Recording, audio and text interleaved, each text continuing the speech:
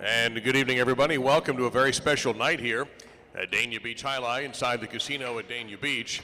Tonight is the first of our 4 first-round partidos for the Dania Beach Invitational. Let's give me the final game tonight, which will be game number 10.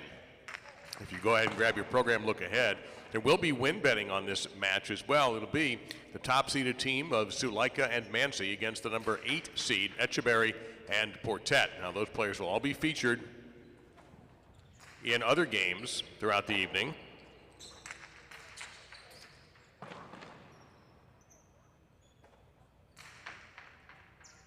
But you won't see them till near the end of the evening, and then they will, of course, take the court for the partido. We'll explain the rules of the partido, which are a little bit different than the games you're used to watching as we get closer to the actual event. No changes on the program for tonight. All the players are expected to play. Our bets are the classics, daily double, games 1 and 2, and 8 and 9. The pick 3, games 3 through 5, and games 6 through 8. You must get that bet in before game 3 or before game 6. And 3 superfectas, 4, 7, and 9. And the superfecta, 4th place, is also competed for, and you have a chance perhaps to win a very nice bet if you are fortunate. Those games are also played to spectacular 9 scoring. There are other games, spectacular 7, and the partido tonight, which will not have double points. It's a single point game. The partido is played to 15. The rest of the schedule, tomorrow night we'll have our 9 game, not 13 games, 9 games of Quinella play. And our 10th game tomorrow night will be the other first rounder for this week, Iturbide and Oyonnax against Aaron and Laborde. Now the 2 winners tonight and Friday will go into a 15-point partido on the 19th. That's 2 weeks from tonight. Next weekend it'll be LaDouche and Atine II versus Benetrix and Urbieta. That's a week from tonight. And then a week from tomorrow on Friday the 13th, Bixente and Bailo will take on Arrutia and Mandiola. We'll get our last 4 in there, and then we'll take it down to 2, have a 3rd place match, and then the championship on January 27th. One bit of advice that's certainly going to hold up tonight: make sure you get in your selections early. Don't be caught in line when you hear that march music, because that means the game is very, very close to beginning. So try to get those bets in as soon as you can. If you know what you like, advance bet. You can certainly bet later games as the evening goes on. For example, if you're watching game 3 and you decide you already know what you want to do at game 4 or 5, go ahead and advance bet it. That way you don't run the risk of being shut out. Got about 9 minutes until our opening game. We look forward to our 9-game Quinella slate and then our very special opening partido in the Dania Beach Invitational for game number 10. All right, we have spoken to the folks who are here, and already a pretty decent amount of folks for game 1 on a Thursday, so hopefully these folks are going to stick around for what will be a really fun conclusion to our evening with game number 10. And of course my son calls right now. I'm going to have to call him back. He's had an interesting day today, and I won't go into it, but he's had an interesting day. I was just calling to see if everything was cool with him. Dave Lamont, Benny Bueno right here, and Benny and I are going to be describing the action during the partido. This will be a little bit different, technically speaking, because I'm going to try to do 2 jobs at once. It's going to be interesting. Yeah, I'll still try to maintain my house announcer gig. For those of you who are on YouTube and will either with us live tonight or going to catch the replay of this, we welcome all of you. And it's going to be interesting indeed. We have that. I guess if this were the NCAA tournament, we would say, oh, so, a 16 has never beaten a 1, which it now finally has. But this is a little bit different because the 8 can beat the 1. What if you were to sit in a corner with ETCHEBERRY and PORTET, what would you tell them? Well, a lot of the people that have been fans of Dania Alai for years remember a certain backcourt player that played in the late 90s, early 2000s named Patrick Cuvée. And Cuvée was a player that played in a lot of the tournaments representing Dania Alai during those times. I played against him in many tournaments, the Citrus, the NAF, the Miami-Dania Challenge, Dania-Miami Challenge, sorry. And he lives really close by, and Bixente happens to be his nephew. and has been asking him to come out and, and coach him a little bit. Okay. So yesterday, I got a text from Vicente, and he asked me if he could come and practice at 5 o'clock, and I said, sure, absolutely, I'll be here.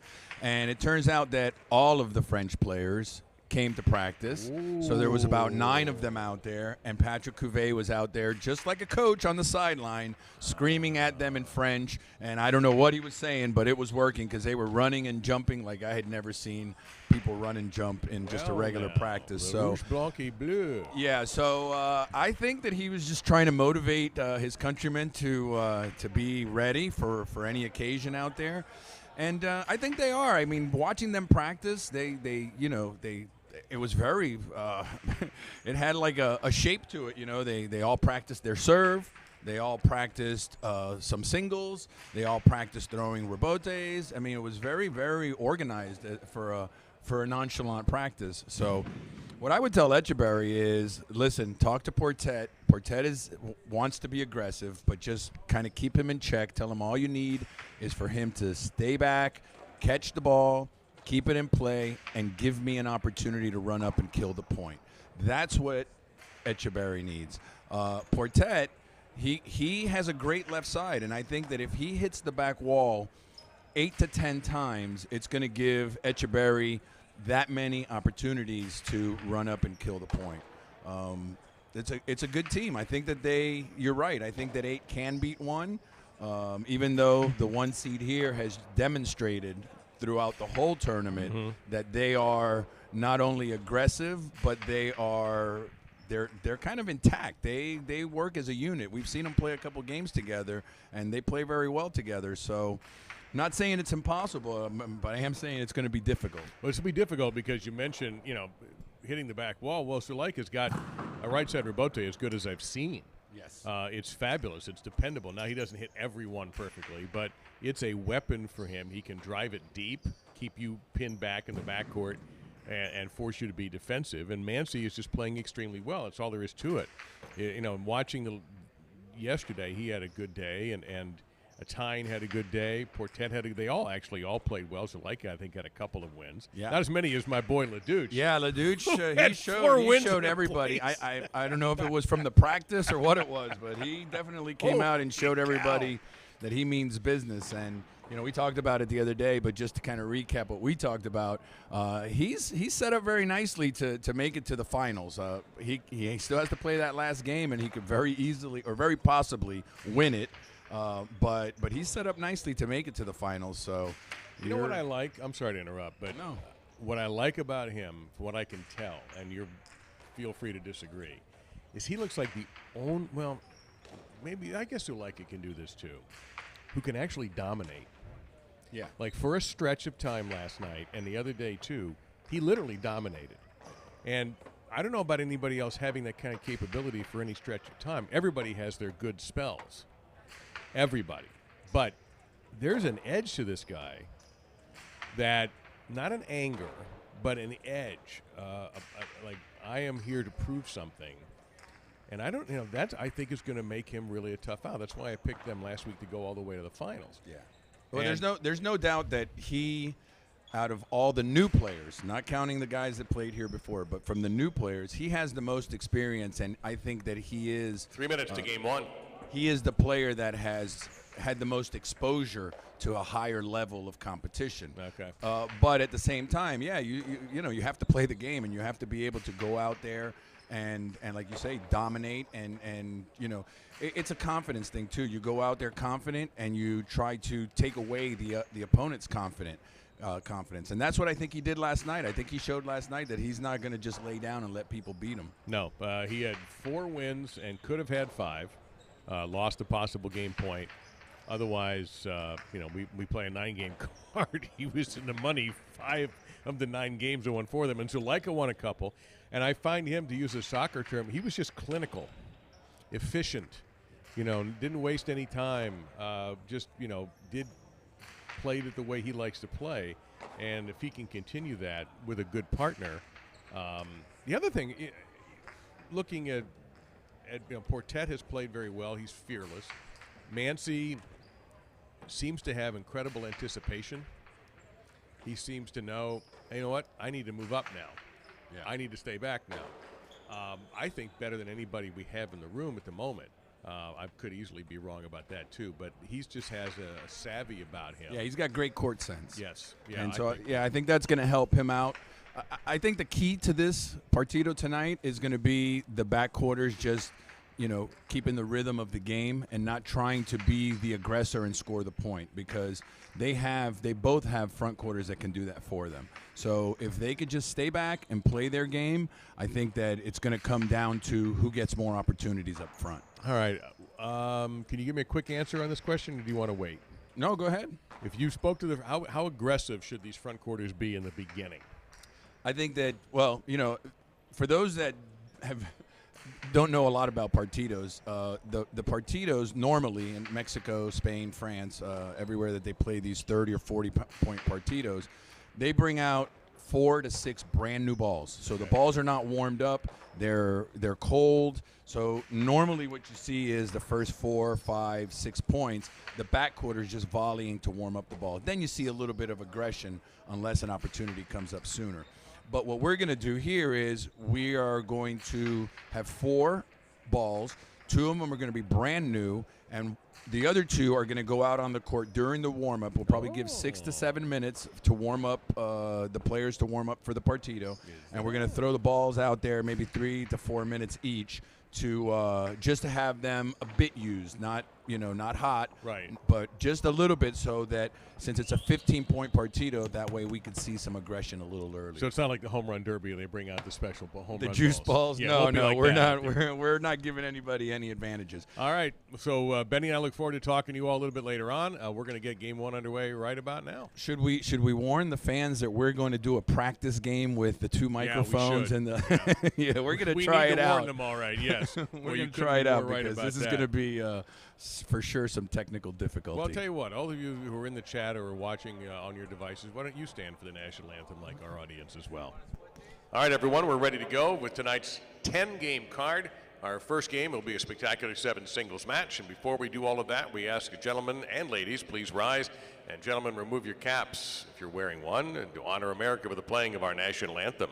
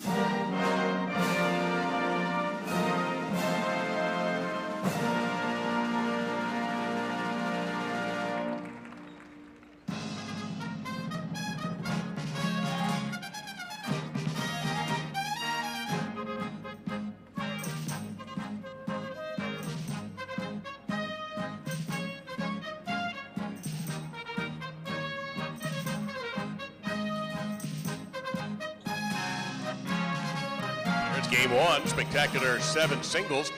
Points are doubling at the end of the first round. We'll look at Mendiola to start, serving in the red at post 1 with Daniel, second in the blue at post 2 to receive.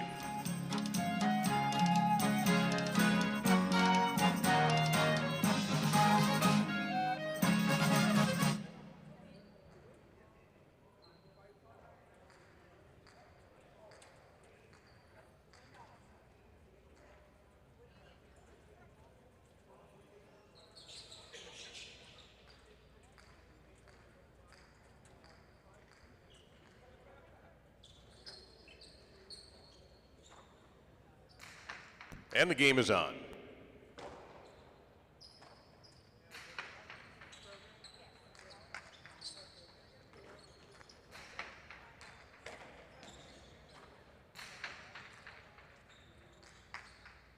And good right side by Danielle, point to the 2. Here is Arta in the white of post 3.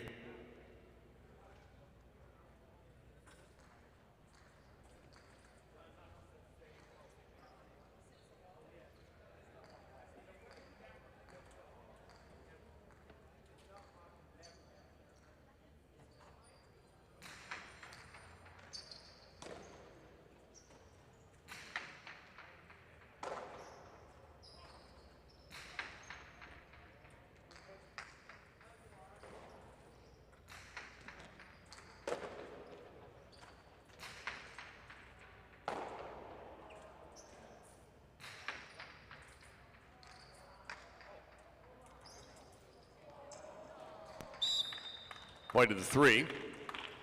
Benetrix in the green at post 4.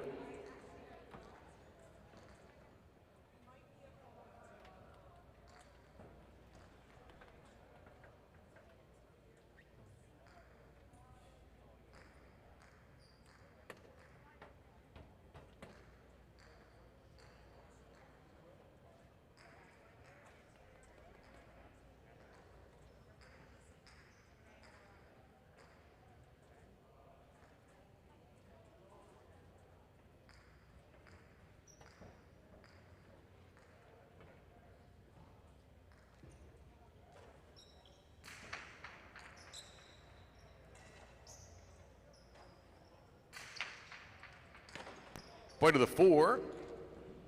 Goenaga in the black at post 5.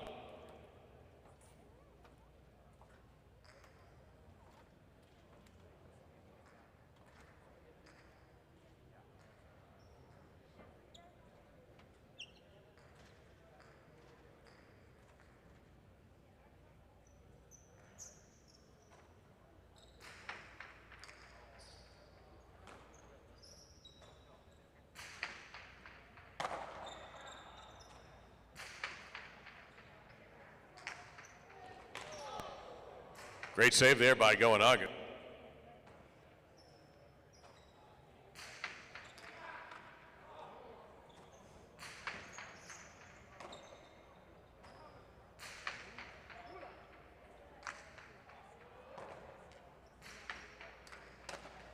That's a good catch there by Benetrix.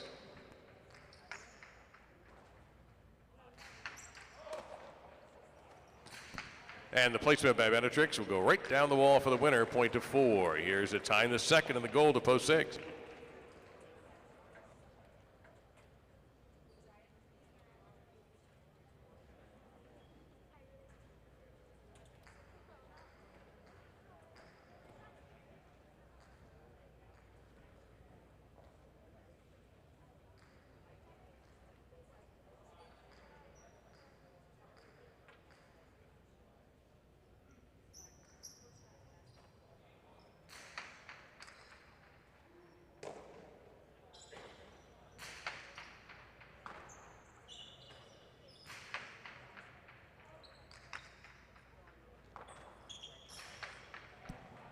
That'll and just in, point to 6.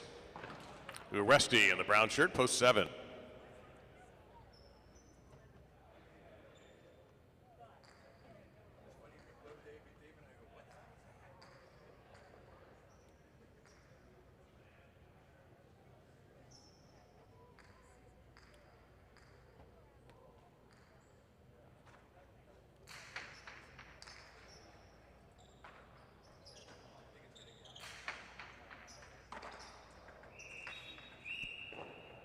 That's for the 7. Now 7 serving to Bixente in the purple of post 8 to complete the single point round.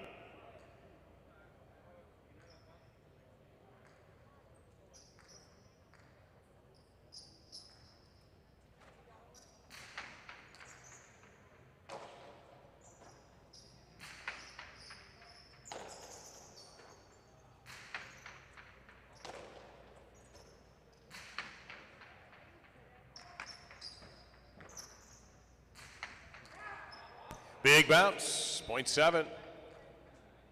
All points are worth 2 for the rest of this game. Here is Mandiola back in post 1.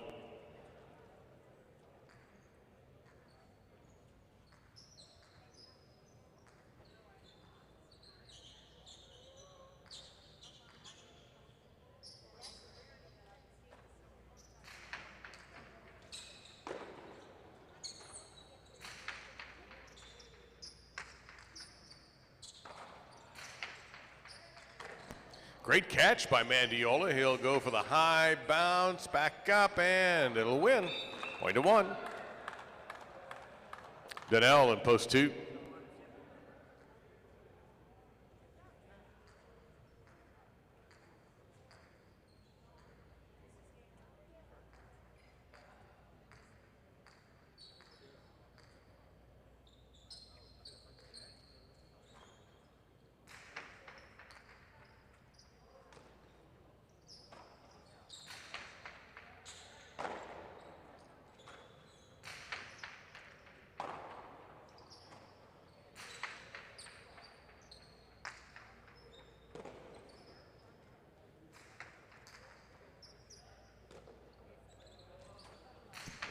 Danielle's right side looks good, and that will check up just right. Point to 2.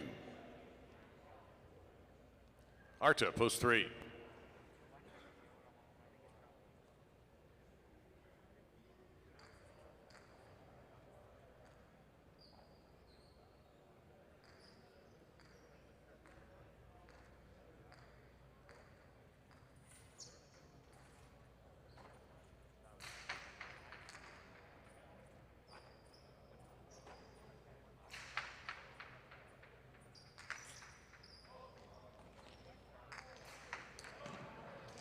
Good touch on that, Rabote. Point to the 2.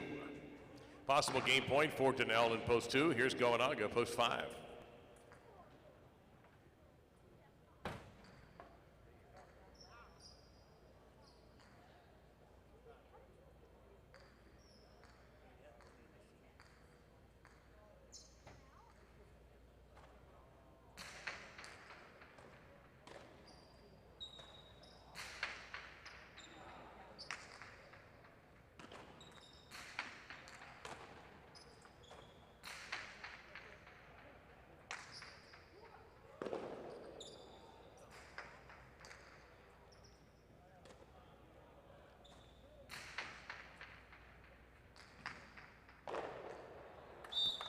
And 5 grabs 2 points. Here's post 4, Benetrix.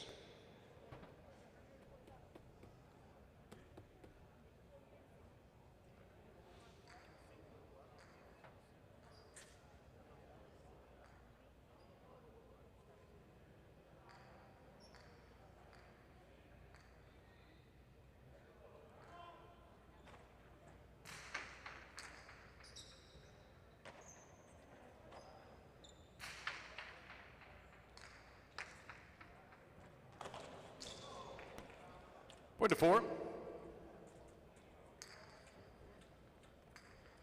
Back in post number 6, received the serve, a time to second.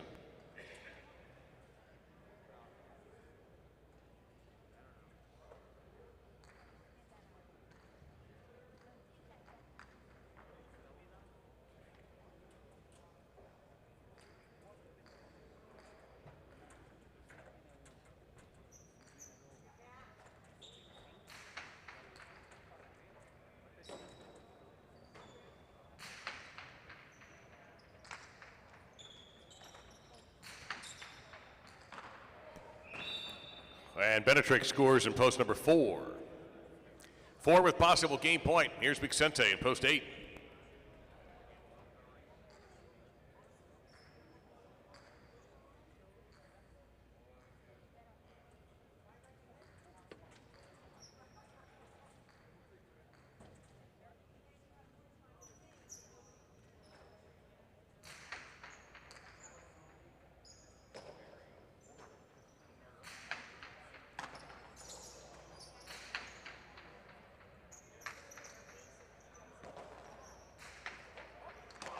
Great catch there by Benetrix.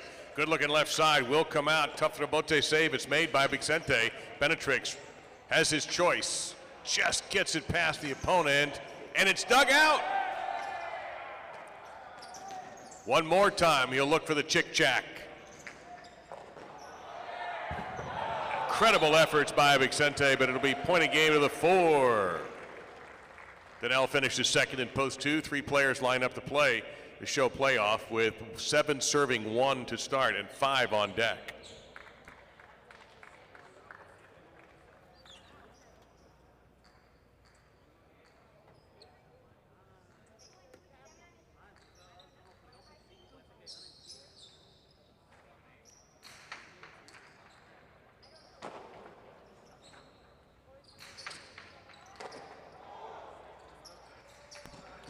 Beautiful, beautiful play by Uresti. Point to the 7. 7 with a possible show point, serving the 5. Goanaga.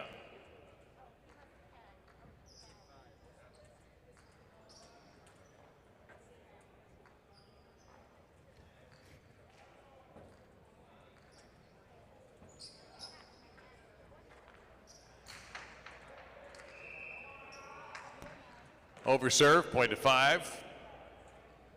Now show point, 5 serve 7.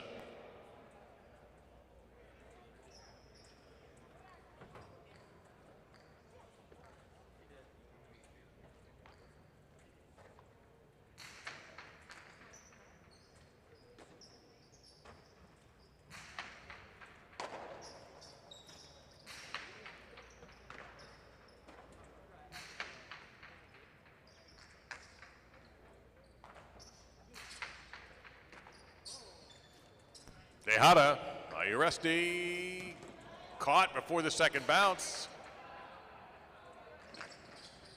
Still going. Goanaga Tejada, and that's a 2-bounce winner. 5 takes the show.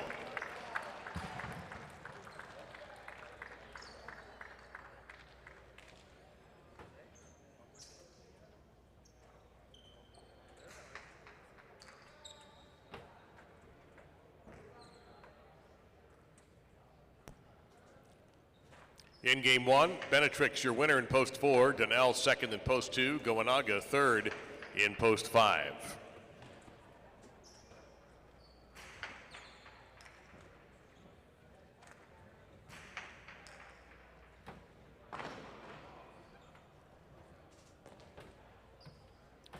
The official result shows a 4-2 exacta, $38.40, a 2-4 Quinella, $45.20, and a 4-2-5 $2 trifecta, $253.80. First number in the daily double, 4. Game 2 concludes that double, although we have another one later on tonight. Win, play, show, Quinella, exacta, and trifecta betting available. And our first doubles match of the evening, game number 2, spectacular 7 scoring. Again, we urge you not to get shut out.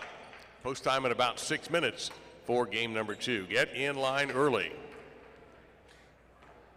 And don't forget, tonight, 10th game, 15-point partido. ZULAIKA and MANCI, the top seed, the 8th seed. Their opponents, ETCHEBERRY and PORTET. Played to 15, no double points. Win betting on game 10 is available.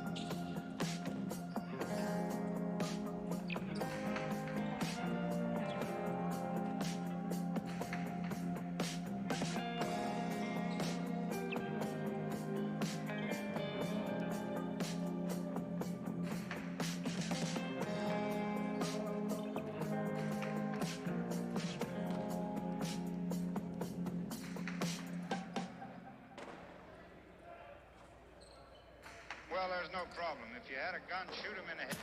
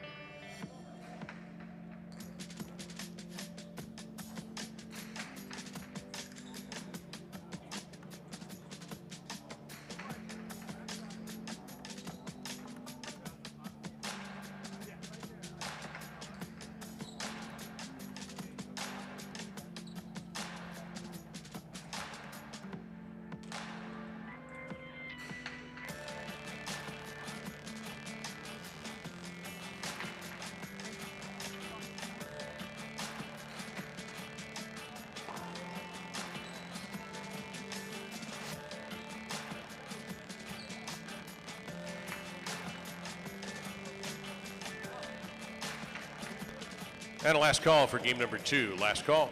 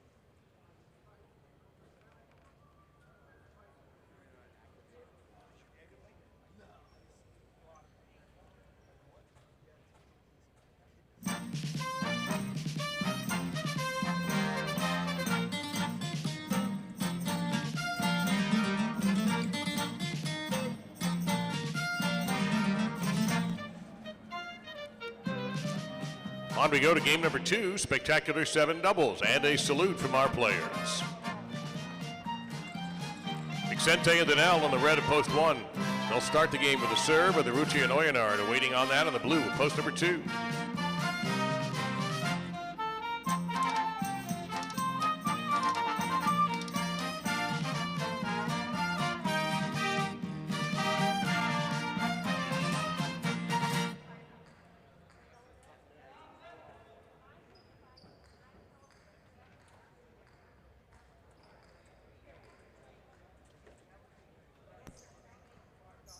There's the serve. The game is underway.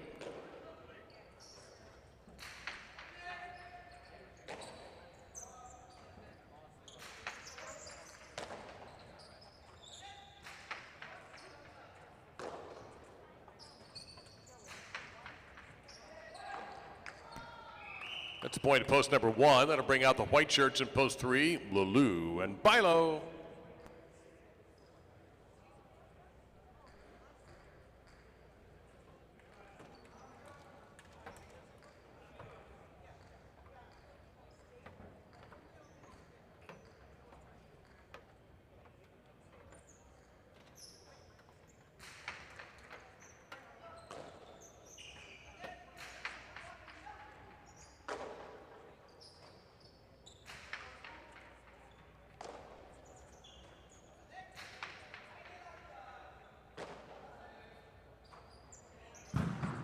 That sailed into the upper cushion, point to 3.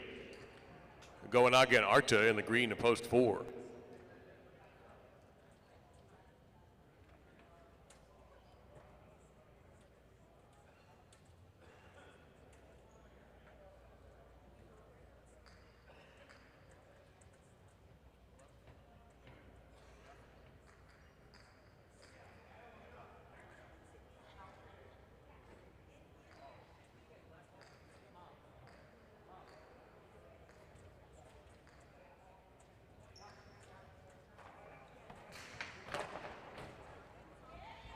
Hey, Dejada, great effort, but point to the 4.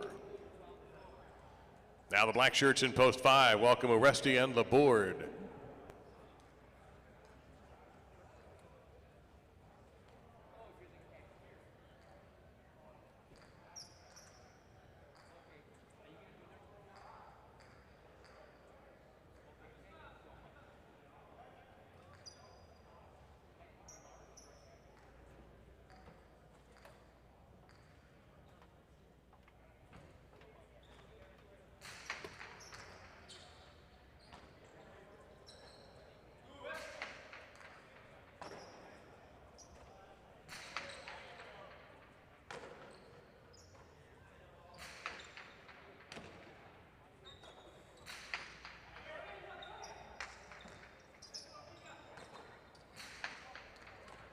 Fine catch there by Goanaga.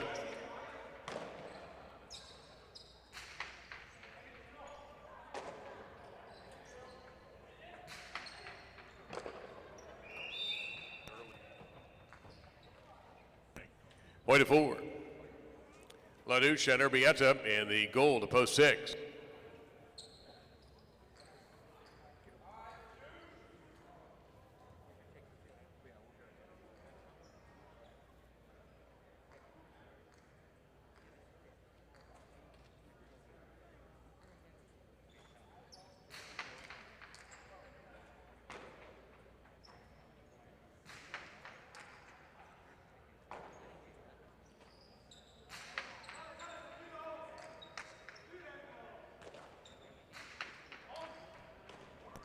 Point of the 6. Benetrix and Mandiola in the brown of post 7.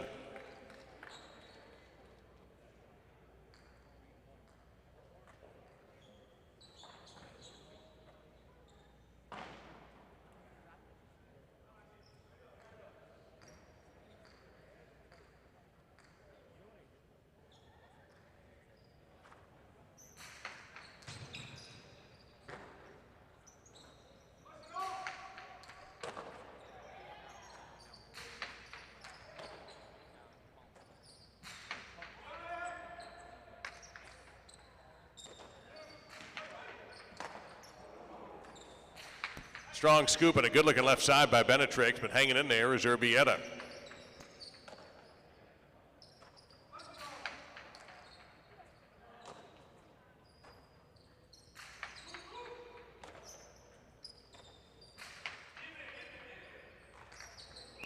Seven, the point. Arietta and a time the second of the purple of post 8.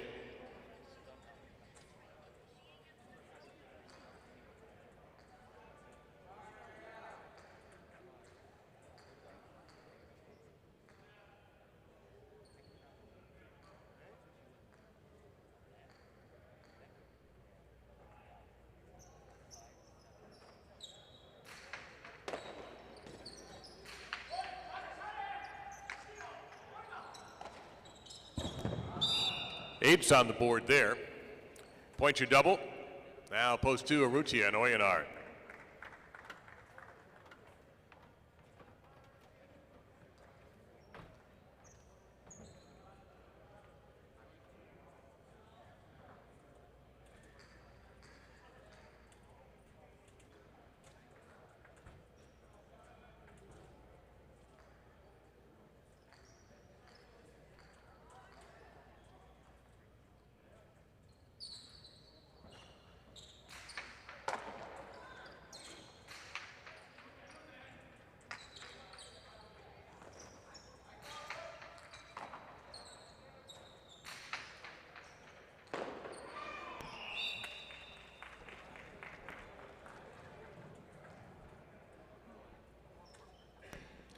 Point of the 8.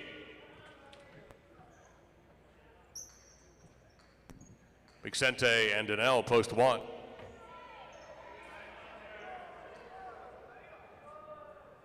Correction, we'll fix that. Hold on.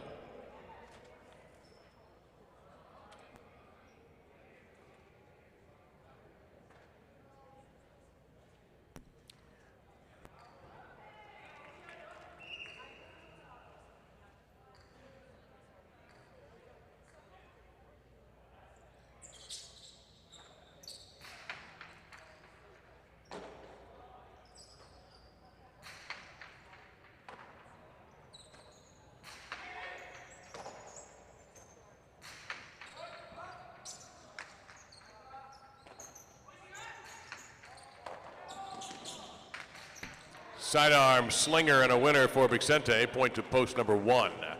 Here's post 3, Lalu and Bilo.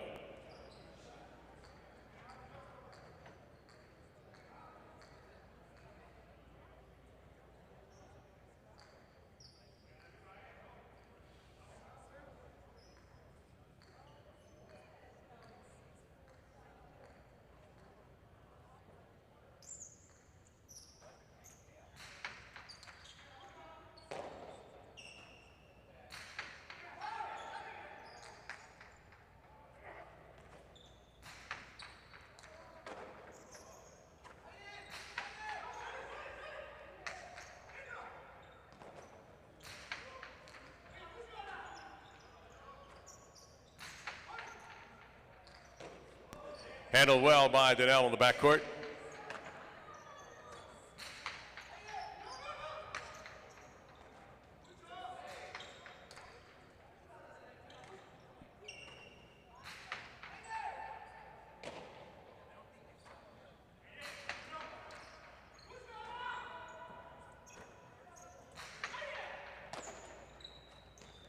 Straight down the inside. Took a double bounce. The shot by Vicente leads to another point for post one. One with 5 points and possible game point. This is the 5, Uresti and Laborde.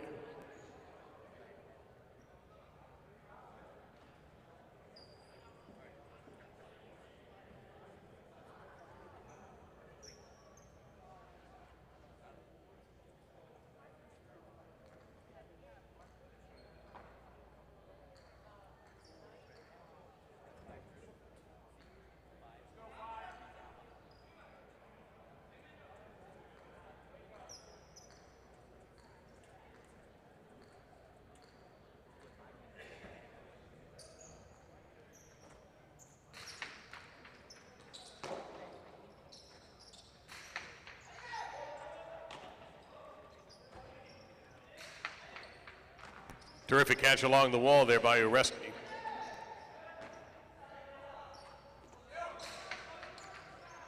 Big bounce from the backcourt. Point of game, post number 1. 2 and 4 to play for place and show.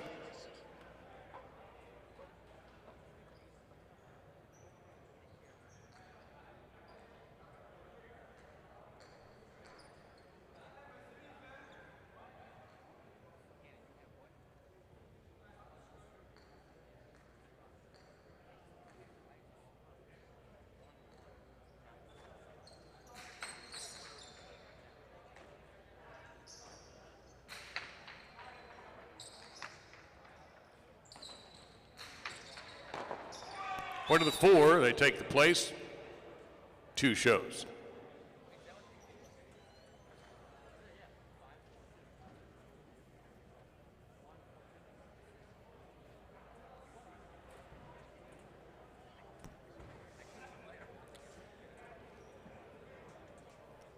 Vicente and Dania grab game 2 in post 1. Goenaga and Arta second in post 4. Urrutia and Oyanar third in post number 2.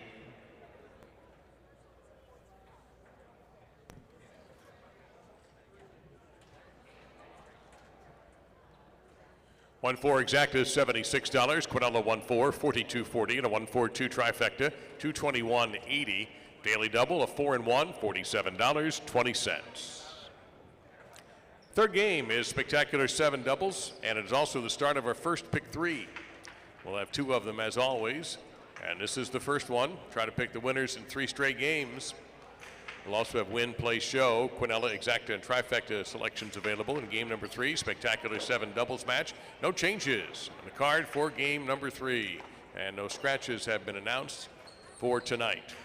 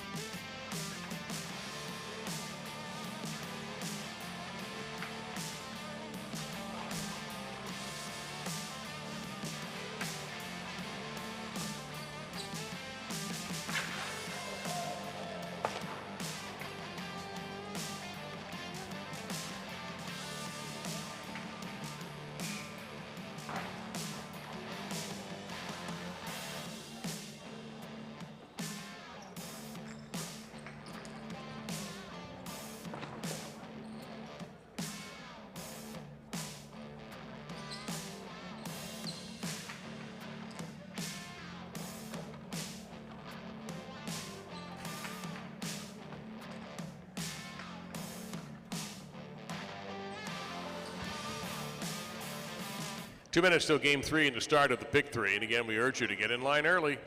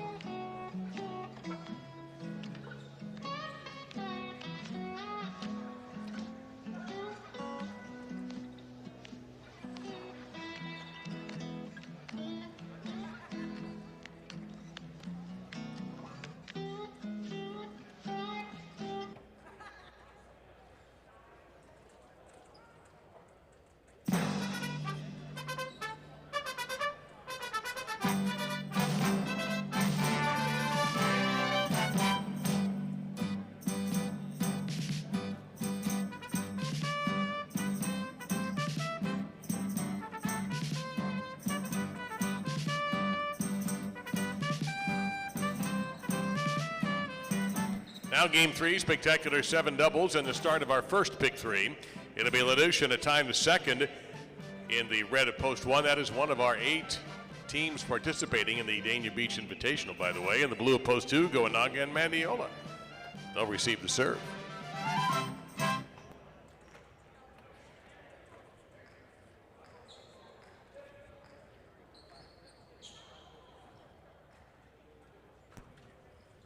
And the game is on.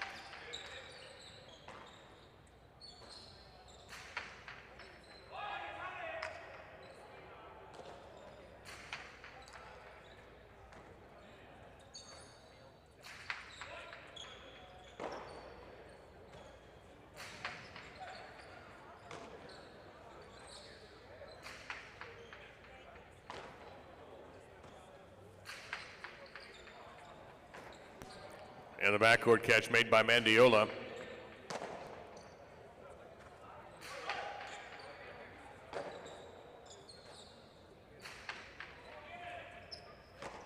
What a grab there by a tie in the second.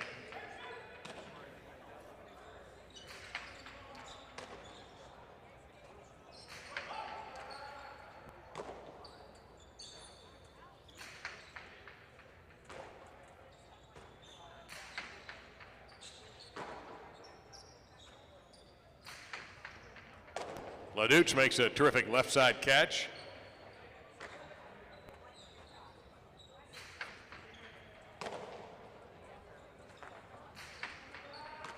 Sidewall grab, a basket bender from Goanaga. Point two. The white shirts in post number 3, Uresti and Urbieta.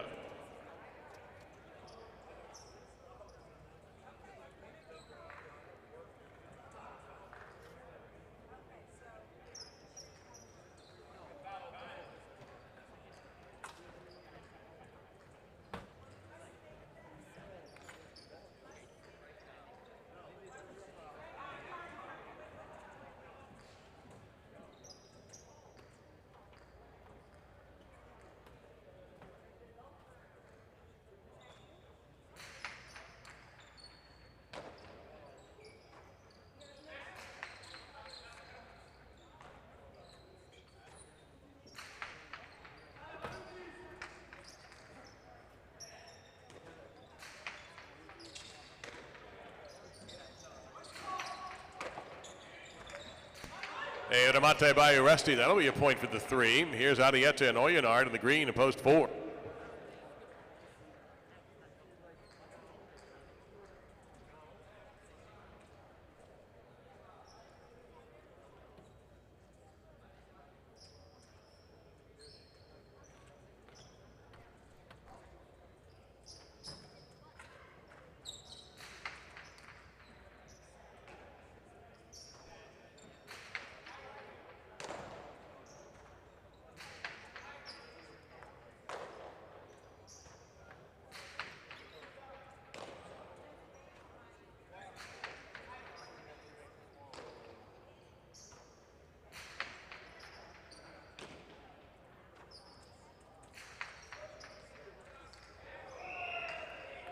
That's a point for the 3.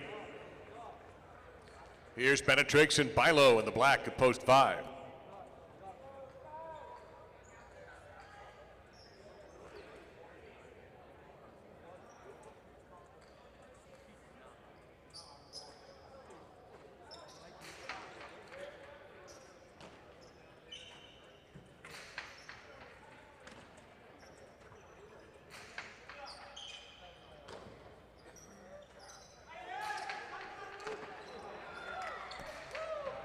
Scoop, score, point 3. Now Ruccia and Donnell in the goal to post 6.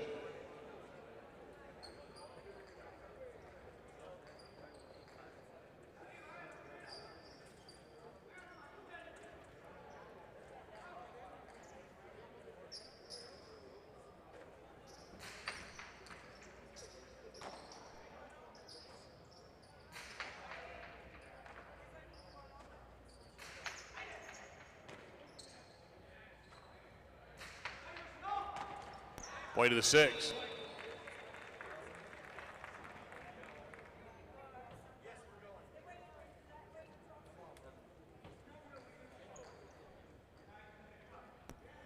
Vicente and Arta in the brown at post 7.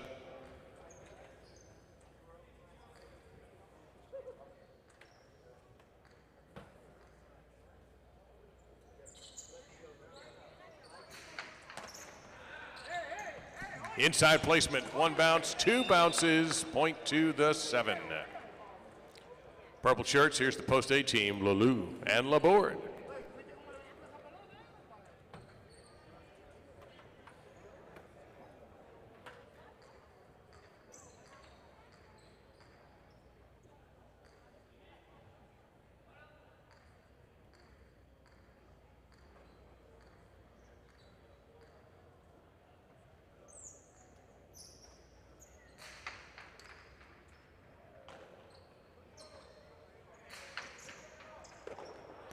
That was tipped, and it'll be 8 getting that point. Points are doubled for the rest of the game. Here is the one team of LaDouche and a tie in the second.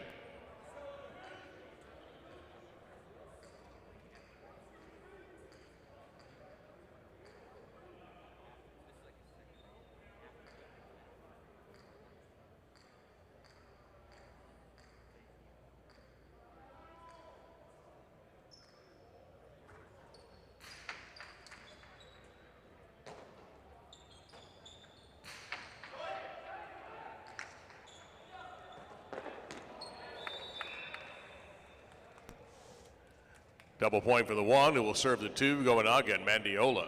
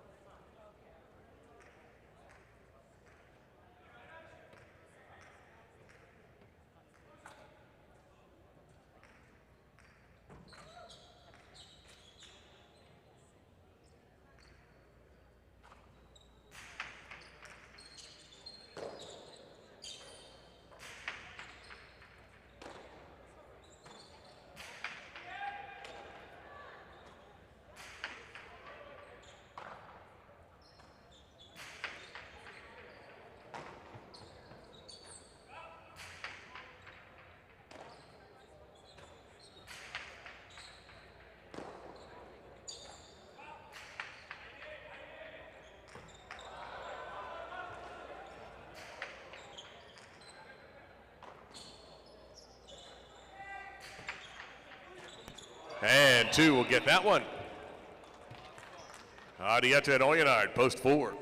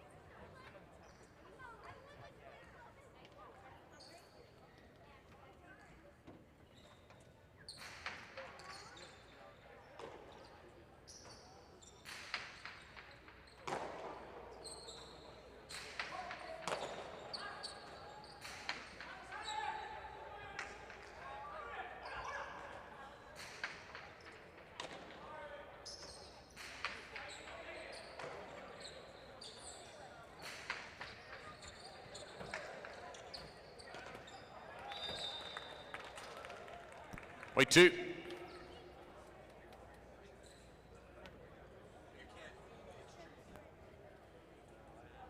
Goenaga and Mandiola have a possible game point at post 2. Here's Benetrix and Bilo, post 5.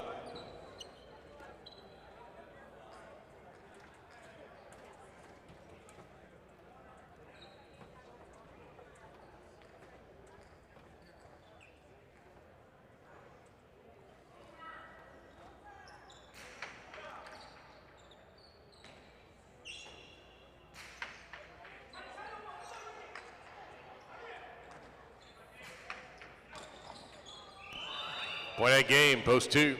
3 second, 1/3.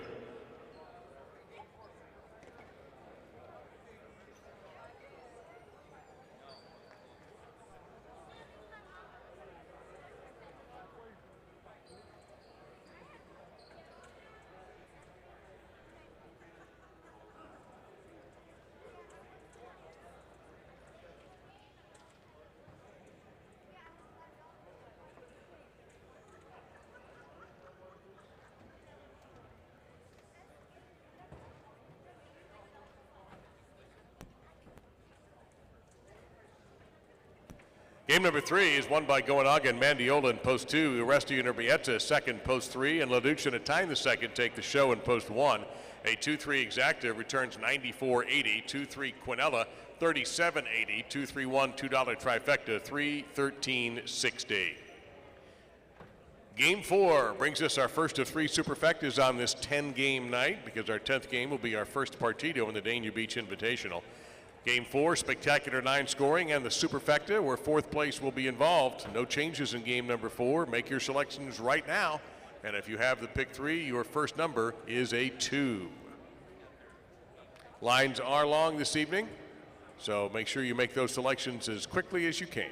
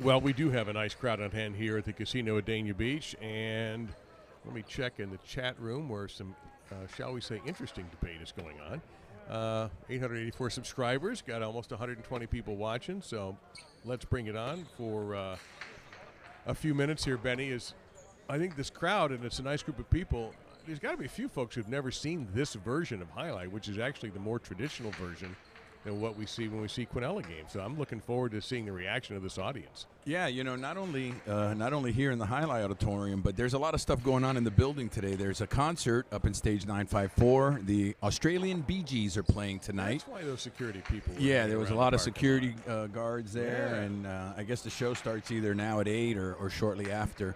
Also, it's Latin Thursday, which every Thursday night they have out in the main stage of the casino. They have Latin instructions. I believe it's from 8 to 9, and then from 9 to 11 they have just salsa dancers, people that come out to dance to the Latin music. So that's actually, it started off kind of slow about a year and a half ago, and it's really picked up. It gets really packed out there on Thursdays. And then you have the partido tonight, which just adds that much more attendance here tonight. So parking lot is packed. People out there look happy. People are in line. A couple guys got shut out last time, so I think they're heeding your warning. Well, of, I can't. What do I have line. to do? Do I literally have to go down and start pulling people out of their chairs? You're doing a great job. You're screaming at them every chance you get. I'm going to do so it right now. Now that you mentioned it. they're 3 minutes until your fourth game, and the first superfecta don't get shut out. He did it again. like 3 other people just stood up when you said that. You know, that's what I want. Yeah, it's always funny to me because although it's happened, you know, and I'm trying to horse races, you get hung up or you overthink it, you know, and so it's just kind of funny how that happens. But hopefully people, I mean, it's got to be a sick feeling in the pit of your stomach when you know you have the winner in your hands and you hear that march music. Yeah. Well, we've experimented. We've tried even at the very beginning in 2016 when I was in the players' cage every night. And I kind of control, well, I don't want to say control, but I speak to the tote guys and I tell them, hey, 6 minutes, 8 minutes. Yeah. You know, if there's more people, Denise will usually ask me for a couple more minutes. But we've realized that whether you give 6, 8, or 10 minutes, at least 50% of the people wait until there's 2 minutes left on the clock to get up and bet. They're looking at the odds. They're making their picks. Nobody gets up when there's 6 minutes left. So the reality of it is we have to put less minutes and then maybe hold the game for whatever 30 seconds or 60 seconds if we need to, and hopefully not shut anybody out. Yeah, that is always the goal. We used to, you know, in the old days, we had an alarm, like a beeper that we would hit the button up here and it'd go doot, doot, doot, at the 2-minute warning. At Miami Highlight, we had what we called the submarine. It would come on and beep, beep, beep. Never thought of that name. 2 That's minutes. ours was it sounded the like a 2-minute. submarine. So Ours kind of did too, and the problem is if, say, you went downstairs and nobody was upstairs and you were in the bathroom or you were talking to somebody downstairs watching TV, we had a TV downstairs, and you come up and it's 1 minute to go, you're like, oh, God. Yeah. You practically fall up the stairs. And look, I'm looking down now. We have 1 minute left on the clock here till post, and we have 2, 4, 6, 8, 10, 12. Oh, my Lord. 14 people in line, and you know, I don't want to say they're going to get shut out, but Denise is great. I said it before. She really gets people in and out really quickly. So while we have a few seconds here, let's just take a look here at the chat. There's some discussion of how the seedings and the pairings came out, and you know, I agree with a lot of the comments, whether you're on one side or the other, but I could tell you my perspective is you know, ZULAIKA and MANCI played really hard the whole time, and I got to agree with one of the chatters that said, what is the motivation of playing really, really well and being the top front or back quarter if you're going to get the bottom front or back quarter as a partner? The motivation, as far as I'm concerned, and I said this to the players on day one, is for you to play hard, to score as many points as you possibly can, to give the fans what they came to see, and you know, the best team, the best players, or the hottest players will play together. And I look at it as Team 8 and Team 7 and maybe even Team 6. Maybe they didn't play bad. Maybe they played well enough to qualify, but at least they have a chance to go up against the first, second, and third seed. What happens in the NCAA tournament every year? And continue forward to the final. So everybody has a chance. Until you go out there and either win or lose, you have a chance to make it to the end. And I'm not saying this is the fairest way, but I can tell you one thing.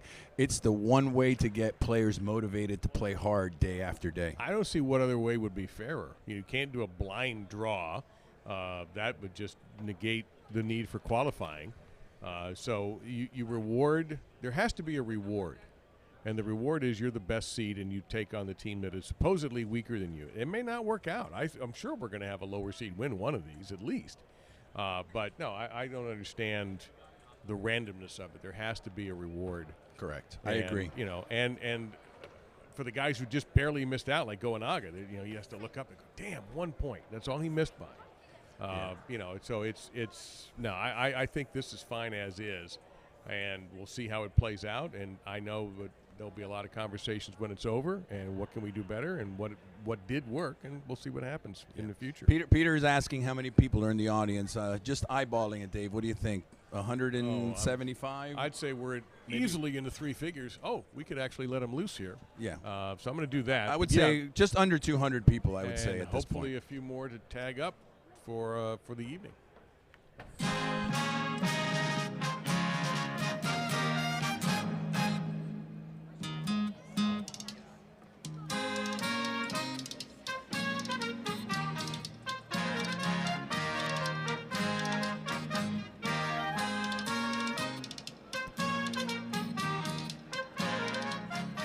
game 4.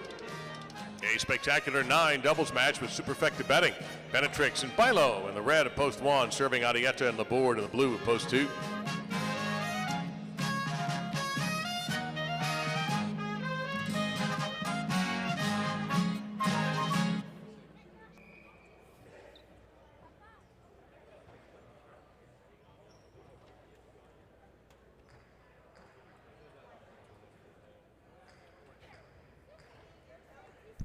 All right, YouTubers, this is our experimental game here. So we're going to try to do commentary on this game while I'm also announcing to the house. There's a serve, and the game is on. So you'll get some of that, in-house announcing, and also, and actually you kind of hear it anyway, so it won't be that unusual for the YouTube crowd to catch this.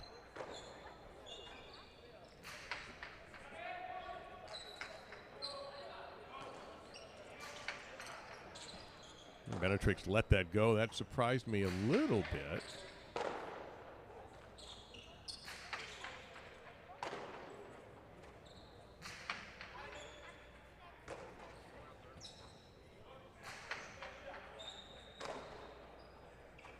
Kind of like this one team here. As a matter of fact, it's Bixente and Bilo who are playing together, but that's a good group. That's Benetrix, by the way. Point of the 1. See, I'm looking at the wrong page. Yeah, it is Benetrix and Bilo. But Bixente and Bilo are going to be playing together. And this is a good team here, too. Goanaga and Mandiola in the white at post 3.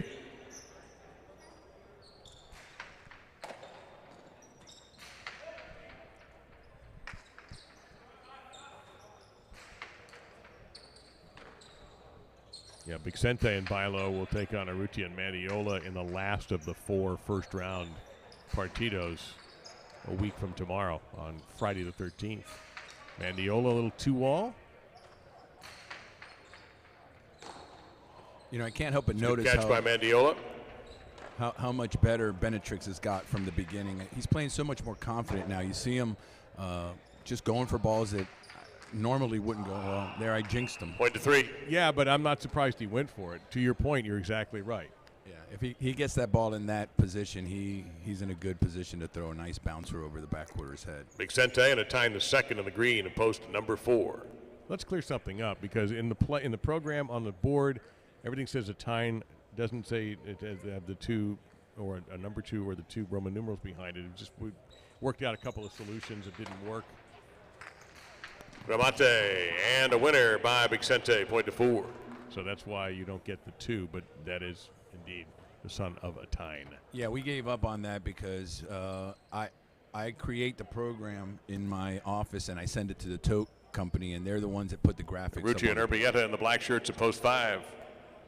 And there was just no way of doing it where it would look normal, so we just gave up and we're going to call him a tine, but we all know deep down inside he's a tine too. Yeah, I do my best to remember that. And by the way, that at all times, that costal that Vicente just threw is exactly what I'm talking about. How he's so quiet.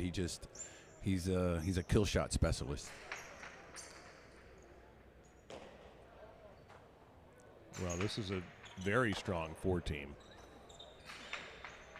The tine has just gotten so impressive.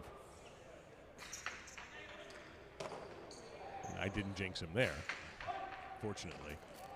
Flying grab by Urrutia.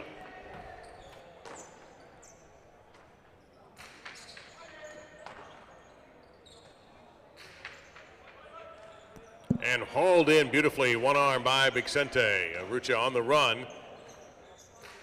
Trying to get to the wall first, and it worked. Well placed right side, point to 5. Now Lalou and Oyenard in the goal to post 6. Oyenard part of the I'm going to hang in there at that back line no matter what club that I respect so much. Yeah, you know, we were talking a little earlier, a friend and I, about the difference between this court and Miami Highlight. It's only 2 feet, but it's a big difference because in Miami Highlight, those 2 feet, the ball is a chula, and here, that same throw comes out for a long rebote to the 8 line.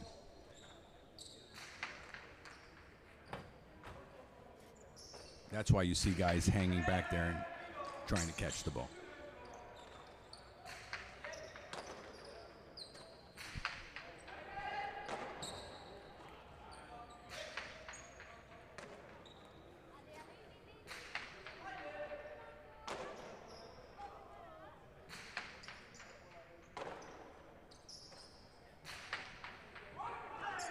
tough one, but that was a good move to let it come out. Came out a long way, too.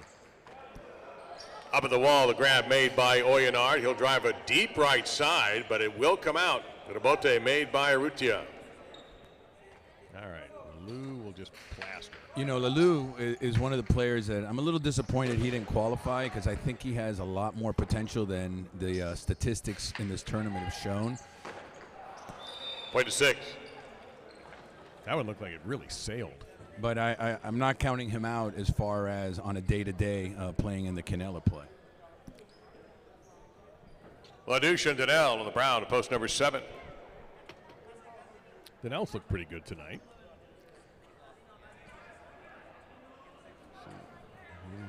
I'm looking at the chat here, and my good friend Ulysses is saying hello. Hey, Uli, how are you, man?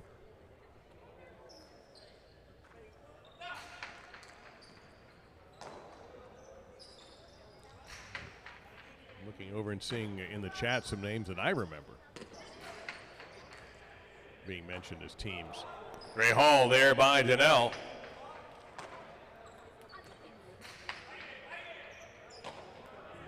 And there's a good example of what you're talking about. You could hear LaDouche telling. Scooped up by Lalou, unloads on a very heavy left side. LaDouche goes toward the middle with that rebote save, and Oyenard's in position. LaDouche will back up, but coming in is Daniel.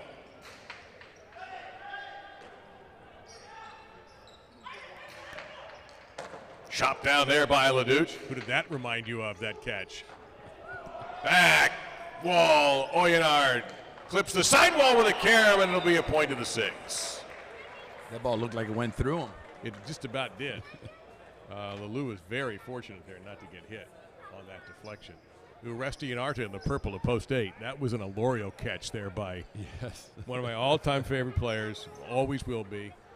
Played in Tampa and then went to Miami, was a star late game player there. And 99.8% right sides. Yep. Dude would go into the wall like the Matrix and just come in and come out of the wall to catch a right side.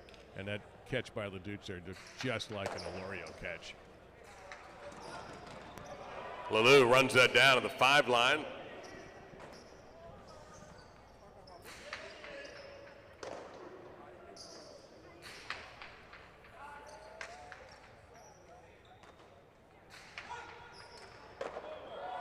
Oyenard is having a big game here. Yeah, that was a very Dos nice. Paredes, 2 wall for Oyenard, point to 6. An aggressive throw. You know, when I see these guys playing in the Canelas and the qualifying, 8-point double now, and it will be to reach 9 for the winner. 6 serving 2, Arrieta and Laborde. You know, now that the Canelas are over, I look at every time they go out on the court as like a practice session for them. And, you know, you would think that by now they're kind of tired and they're resting, but it's quite the contrary. They're kind of picking up the pace now. Well, we're on the last month. You know, I think you want to, the guys who are heading back to Europe want to take a good taste with them. You got to finish strongly. That's too high and out of play. Point to 6. 6 will serve Benetrix and Bilo, post 1. Yeah, interesting. Many times Waristi and Alorza paired up and came up empty, and then Waristi and Renua. And you're right, that I remember as a combo that on paper sounded really good, but it never quite worked out. Andy was a wonderful catcher, but didn't throw very hard. Overserve, point to 1. And Waristi, you know, was streaky. Well, I can tell you by my experience. Post 3, returning. That's Gowanaga and Mandiola. You know, you don't always have the best chemistry with the best or a really good player. Sometimes a really good player is a little more demanding to play with than somebody that's not. And that brushed the overhead screen, point 3. And I've noticed some players, you know, you clash personalities with, and so it's not always the 2 best players that play best together. Sometimes it's a combination of a player that either counts on you or you count on him. Post 4 is Bixente and a tie in the 2nd to win the game. So that's been my experience.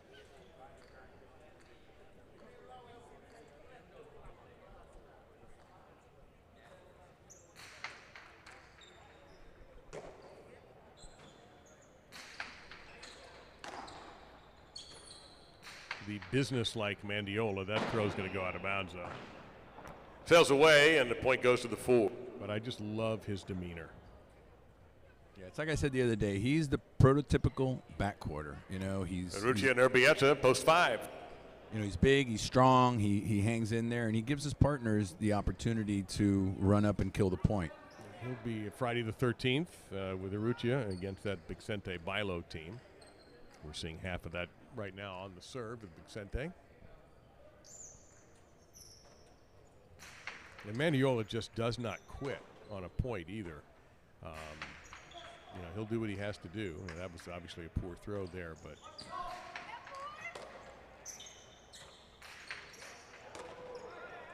Cortada catch made by Vicente.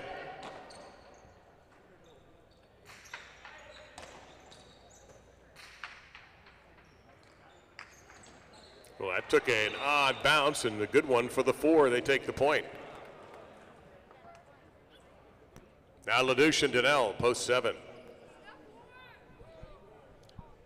You know, Peter makes a comment here that we should let the top players pick their partners.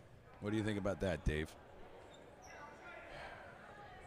well, you know, like the buddy system. I mean, Awkward silence. because I don't like the idea very much. Listen, all ideas are welcome, and there are no. What is it? What's the old line? There are no stupid answers, just stupid people. Now, that's not what I'm saying to Peter. He's not stupid at all, but I don't agree with it. As I mentioned before, I think you earn it. And hang on, that's going way out. Point is 7.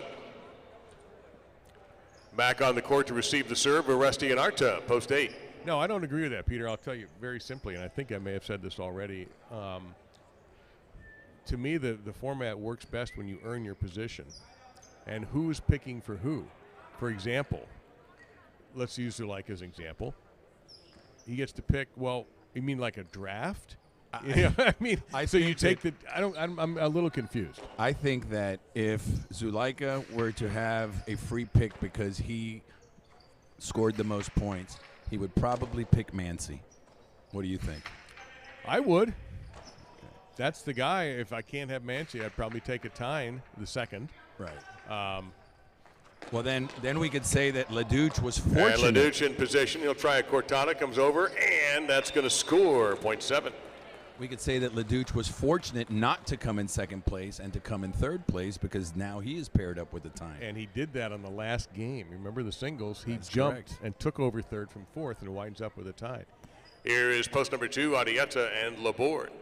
And I don't know this for sure, but maybe there was some motivation for him in that last game. Because let me tell you, these guys knew who needed what when. So maybe he thought, if I win this game, I get to play with a Tyne, and that was his motivation to play harder in that last game. You know, he came up a second time in that game and was a warrior when he closed that singles game out. Adieta takes beat, fires a Cortada, and it's going to score. Point 2. Well placed.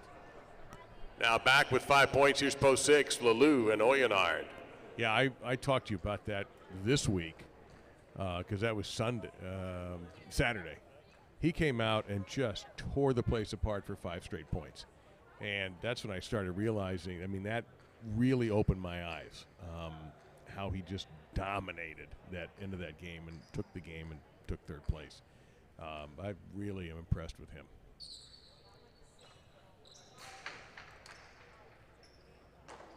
And listen, you talk about controlling your own destiny. There's a gentleman on the court right now that had that last front court spot in his hands had it gone better for him, and that's Adieta. Yeah. He had possible game point. It got to a point, I'm looking at the standings I kept also in addition to the ones that were in the computer, and I'm going, holy smokes. If he wins the next 2 games, he takes it. He takes 8th. In the corner, Oyonard, what a grab. Throws a big left side, Adieta. 2 over Bote is too low, point to 6. But he didn't. If he just goes win-win, and he had a good post in the last game, the singles, he's in. Nobody could do anything about it. And he had a game point in the 9th and didn't win it, and that was it.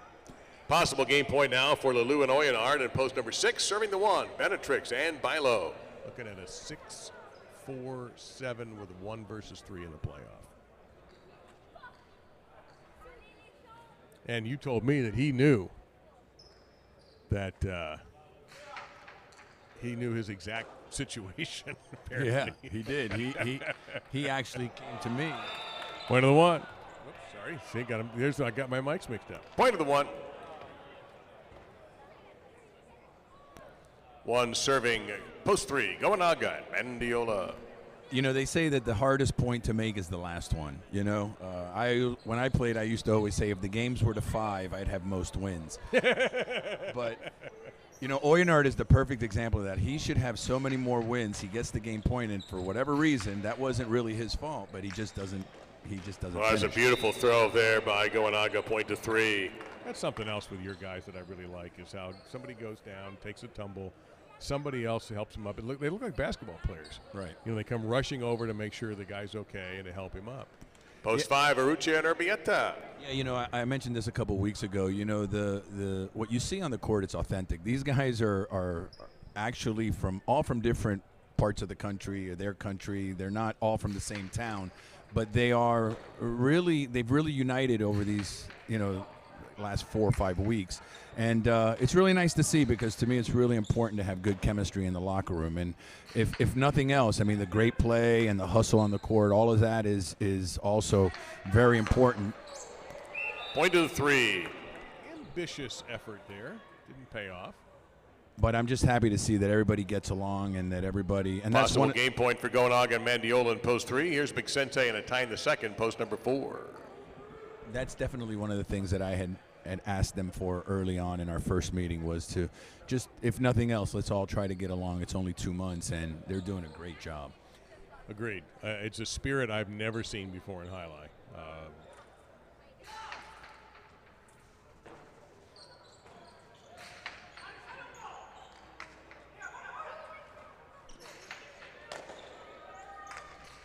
Going for the 2-wall left side, and well done by Vicente.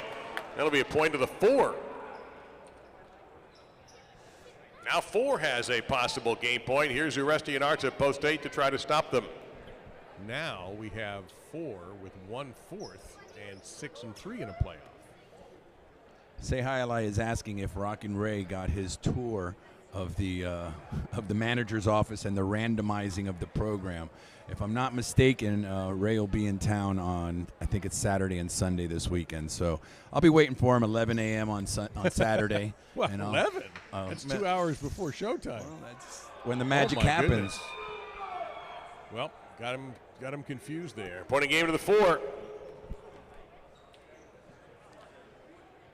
Post 1 has grabbed the 4th position.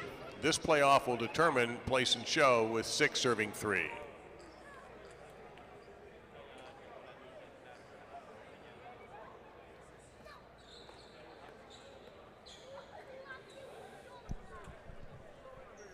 Every once in a while you get one of those weird serves, and that was one of them.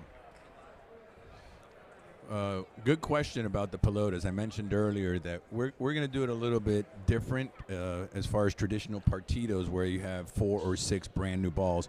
We're going to have 4 balls. 2 of them are going to be warmed up for a couple of minutes. So you will have an option of taking out a very slightly used ball or a brand new ball at the beginning of the partido. A preference if young Benny Bueno is got the jersey on and is going to serve the first point? I always take the fastball. I don't care if it's ripped or I want Point the to 3. fastball. Faster the better. 6 takes the show, and 1 takes the 4th place spot. Although with me, when I became a backcourter, the opponents always took out a new ball against me. And so I got used to playing with the new ball, and I kind of went with the mentality of that now I like the new ball, and so if you take the new ball out against me, I'll figure out a way to beat you with it. Game 4 is official. The winners, Vicente and a tie in the second in post 4. Gowanaga and Mendiola second in post 3. 6 was third, Lulu and Oyenard, and the 1, Benetrix and Bilo in 4th place. You see the 10-cent superfecta 4361 pays 7777. So it'll be $770.70.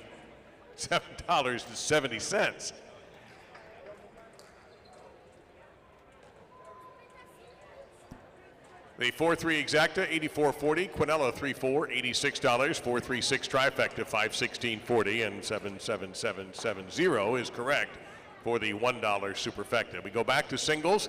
8 minutes until game number 5. Spectacular 7 scoring. And don't forget about our special 10th game tonight and tomorrow night as we start the partido play for the Dania Beach Invitational. Tonight it'll be the top seeds, ZULAIKA and MANCI, who had the most points in the front court and back court respectively, against the 8th seed, ETCHEBERRY and PORTET, who had the 8th most point total in the front and back court. All right, so that ought to do it for us for a little while. Thank you all. We appreciate your comments very, very much. Glad that you're excited about this evening. I know I am. And Benny and I will be back. I think we did okay, right? There's only one time I grabbed the wrong mic. So that's pretty good. It's a work in progress. It is. If this We doesn't all work are. out, I'm going to end up doing it from another room. So we got to make this work. Well, I think it did work, actually. So, It was good. all right, man.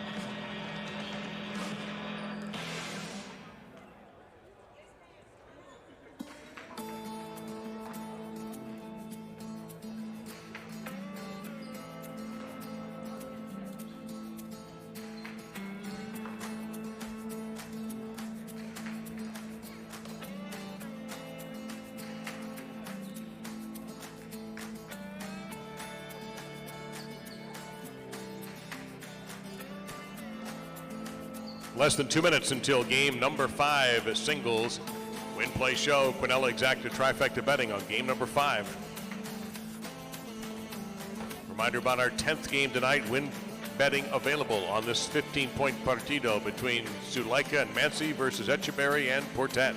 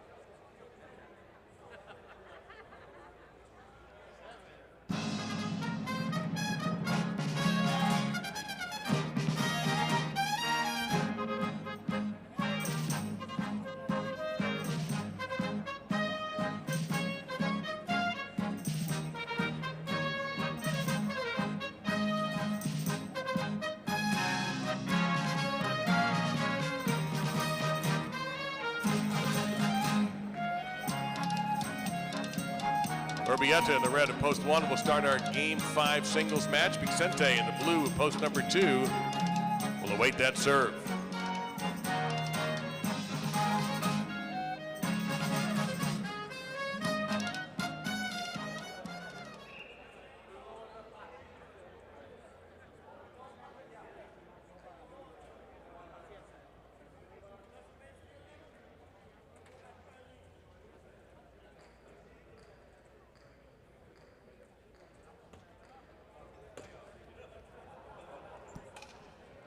And the game is on.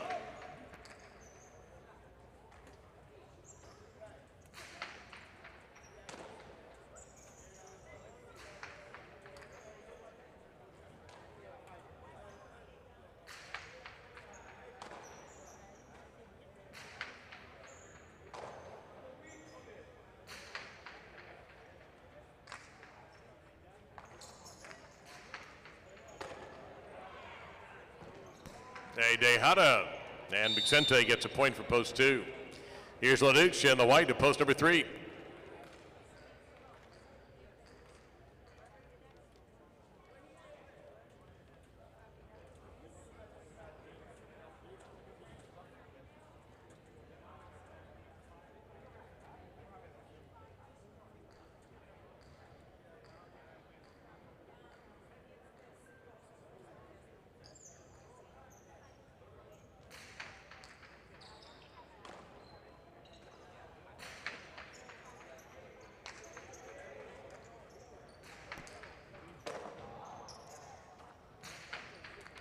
Hard right side by LaDuce, but perfect positioning by Vicente. His left side return is going to come out. LaDuce goes down the wall with a perfectly placed Bote point to 3. Here's Aaron in the green at post 4.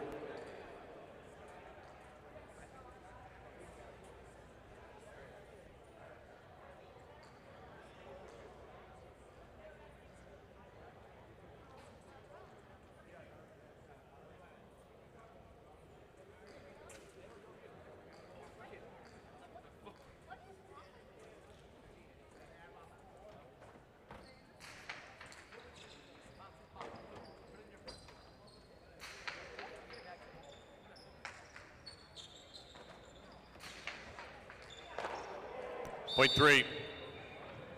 Lalou in the black of post 5.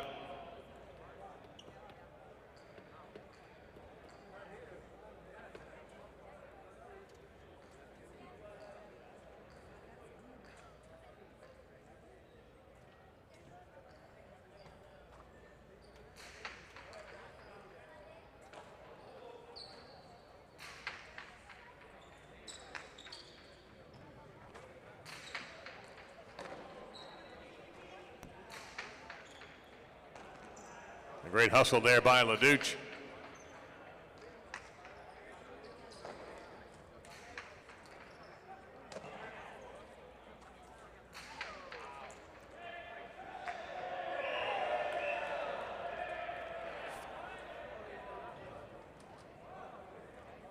And that point going to 5, the ball out of bounds. Iturbide in the goal to post 6.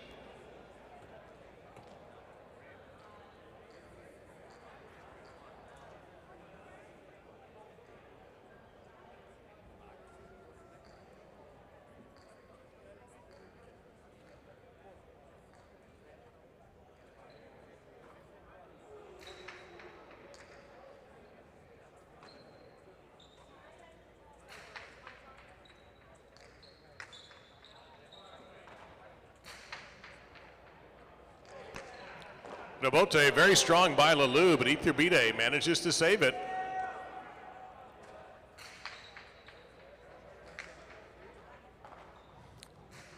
The inside is open, ball clipped the wall and allowed Lalou to catch up to it.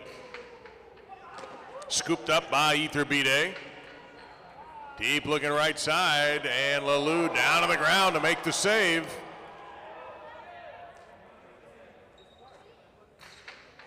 Good looking right side there for Iturbide, but it'll come out, and the rebote is missed, point to 6.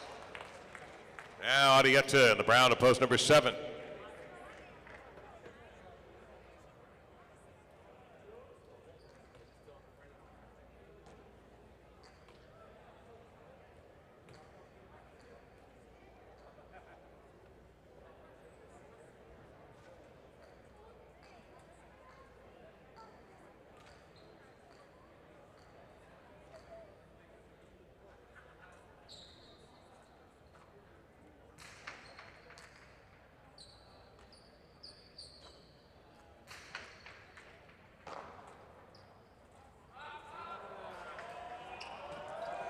Tejada works. Point for the 6. Urrutia in the purple at post 8, completing round 1.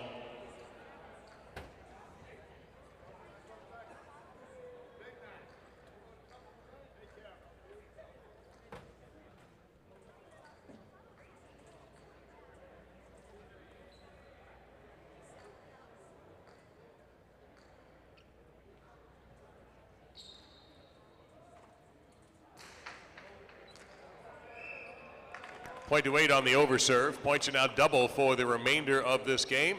Here's Urbieta, post 1.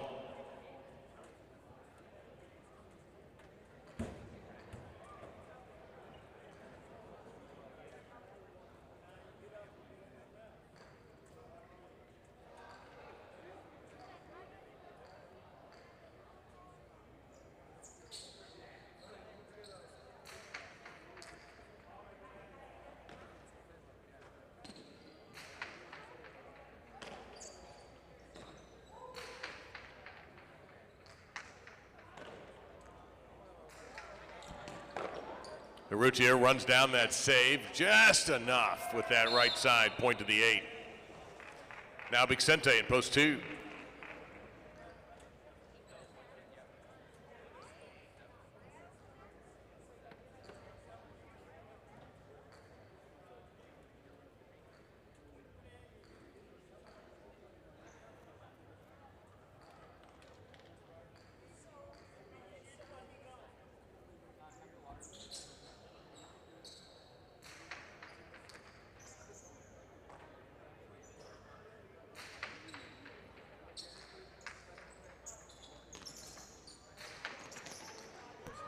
Point to the 8.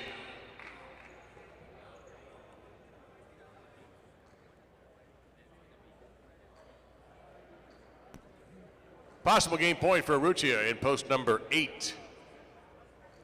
Here's Aaron, post 4, to try to stop him.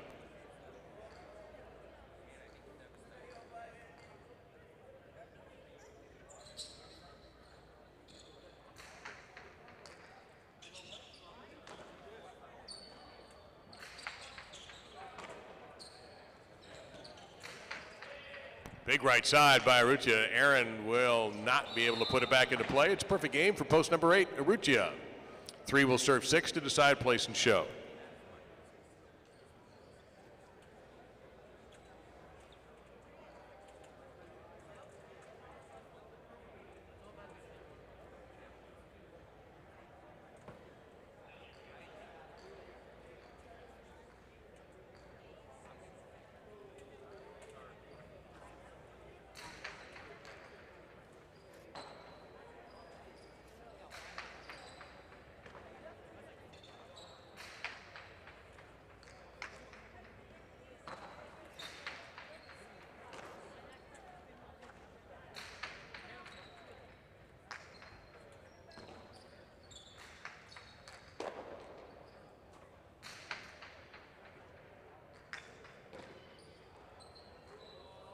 That's out of play. Point of the 3. LaDouche finishing second and ETCHEBERRY third.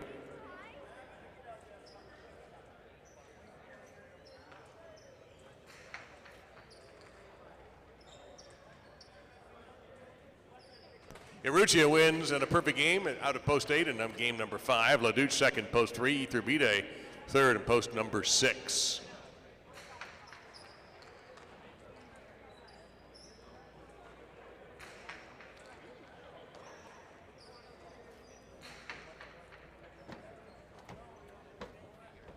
Eight-3 exacta returns $159.60. 3-8 Quinella $57. 836 trifecta on a $2 ticket, $294.80.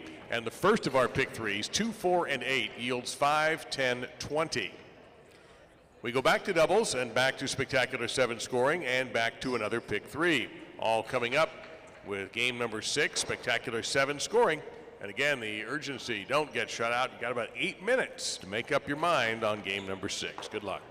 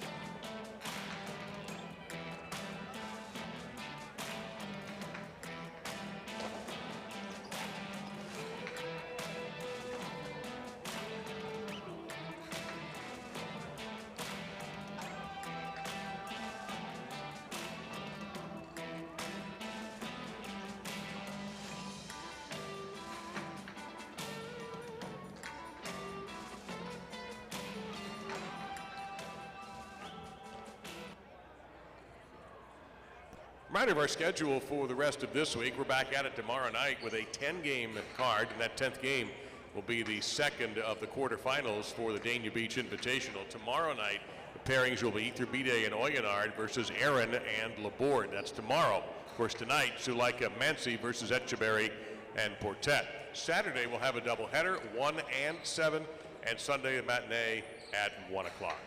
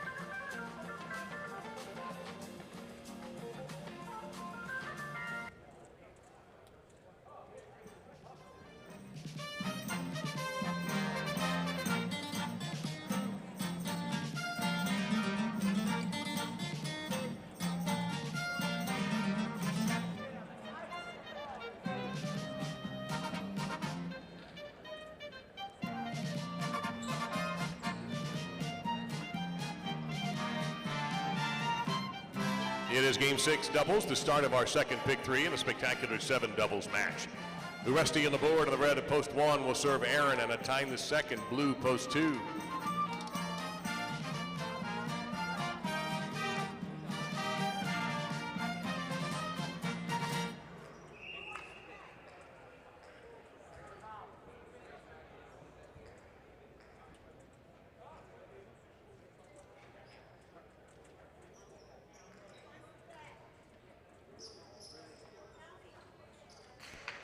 game is on. Under serve, point 2.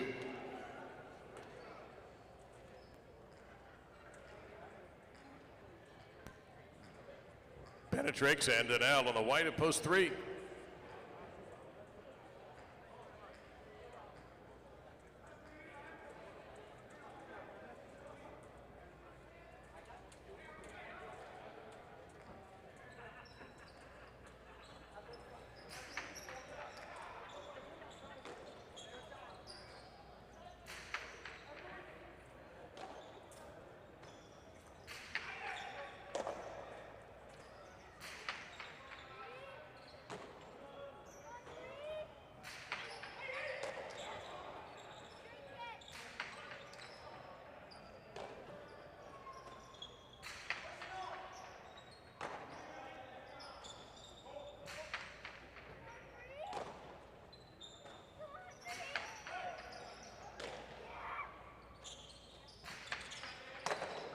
Good catch there by Aaron.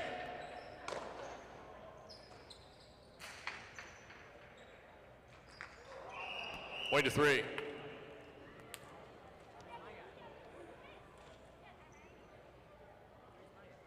Iturbide and Urbieta in the green at post 4.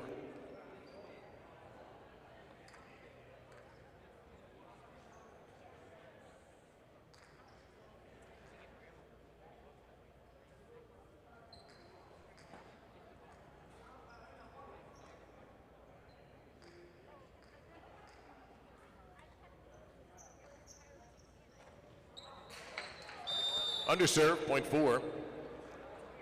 Adieta and Arta in the black at post 5.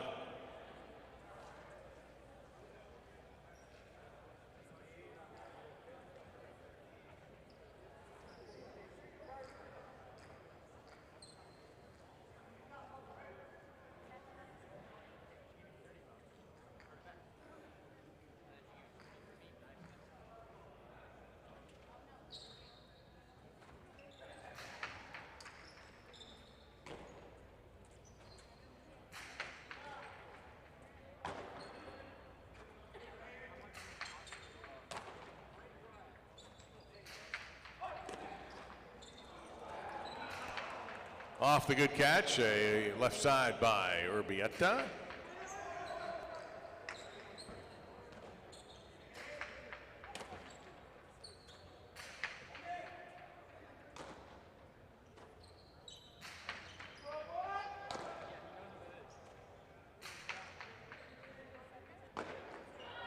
Point at 5.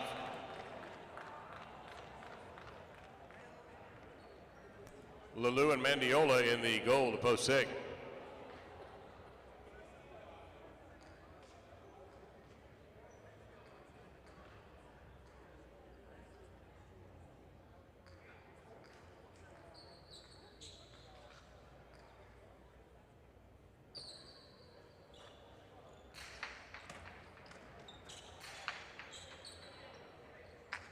Chula for Lulu, point 6. Now Rucci and Bilo in the brown at post 7.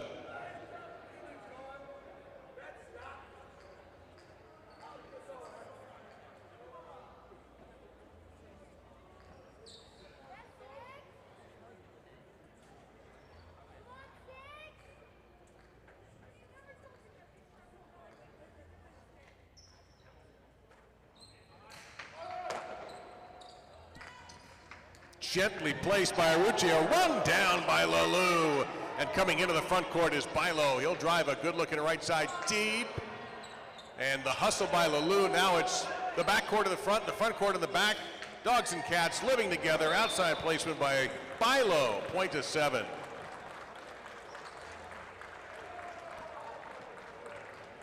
Owen Oyonard in the purple at post 8 to complete round 1.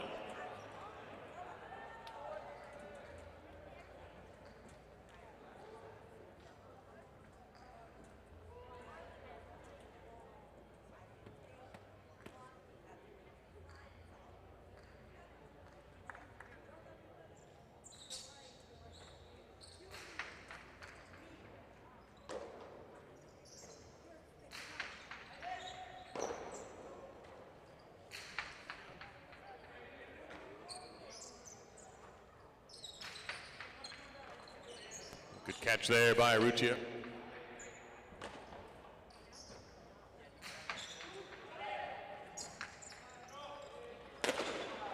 Snapping to the bote to the floor. The save made by Arrutia. Goenaga will have a left side go down the wall and out. An unbelievable save by Arrutia. Goenaga, though. Karam didn't quite have enough on it. Coming back with a hard cortada and a winner for Arrutia. Point to 7.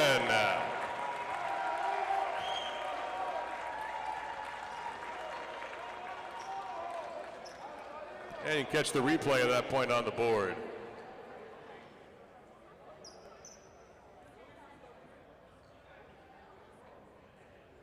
Points are double, and post 1, Oresti and Laborde come back.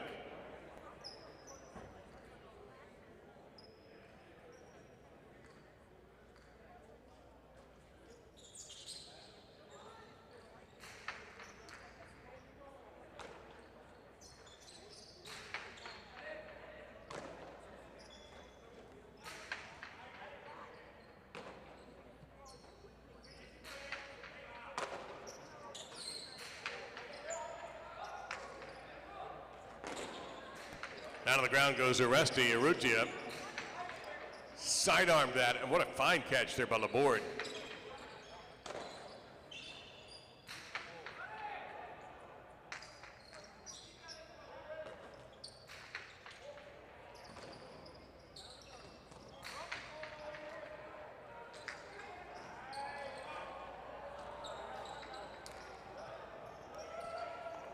Arrutia from the wood. Trying to overpower, and he did. Point to 7. Here's Aaron, and a time the second. Those 2.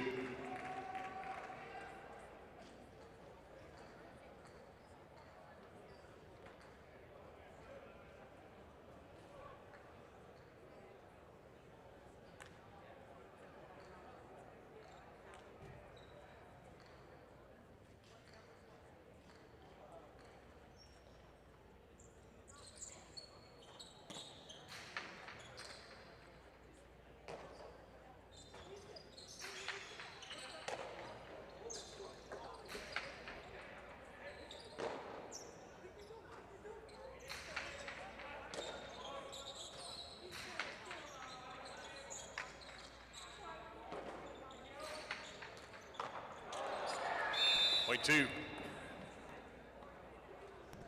Benetrix and Donnell, post 3.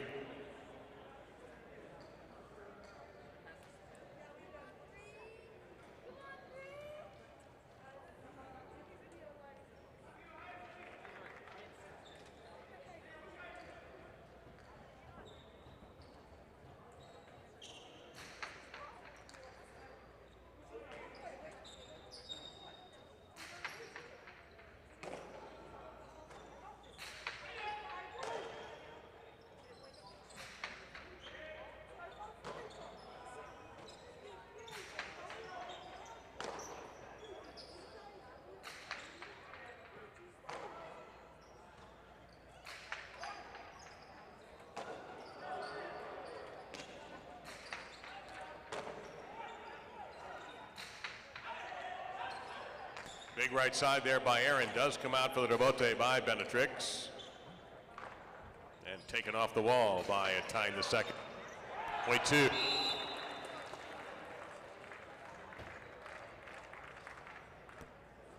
Possible game point for Aaron and a time the second. Post 2, Iturbide and Urbieta. And post 4 will try to stop them.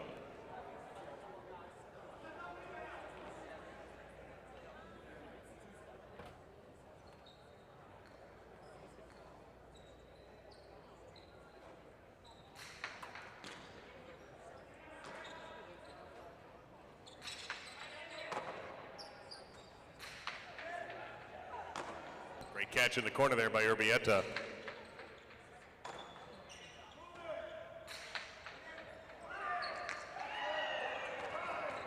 Saved by the rebote by Iturbide, taken by Aaron. Aaron will try to go over the top for the big bounce, and it's covered.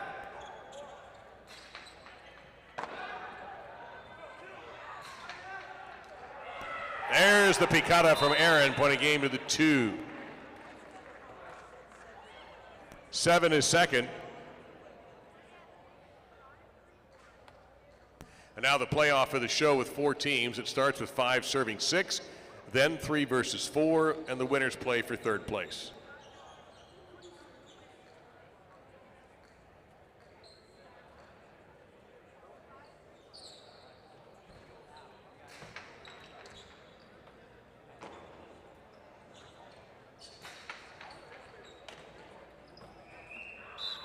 Point 6. 3 serving 4.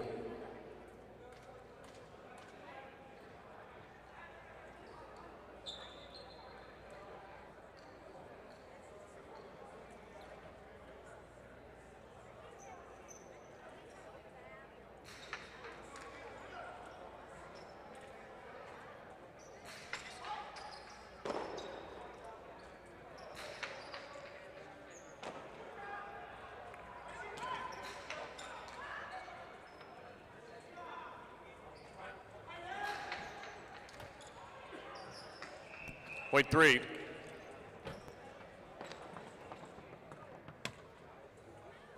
And we'll have show point, 6 serving 3.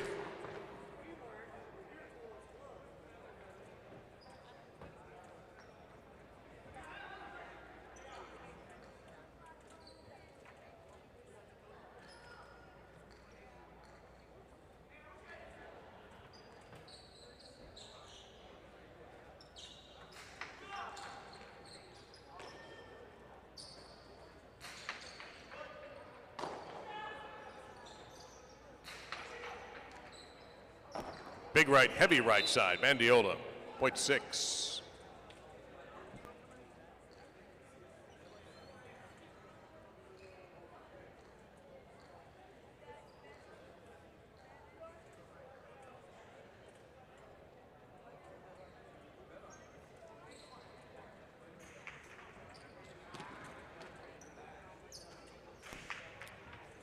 Your Game 6 winners, Aaron and Atine, the second in post number 2, Aruchia and Bilo, second in post 7. Third in post number 6, Lulu and Mandiola, the 2-7 exacta 38-20. Quinella 2-7, 20-60. 2-7-6 trifecta for $2, $592.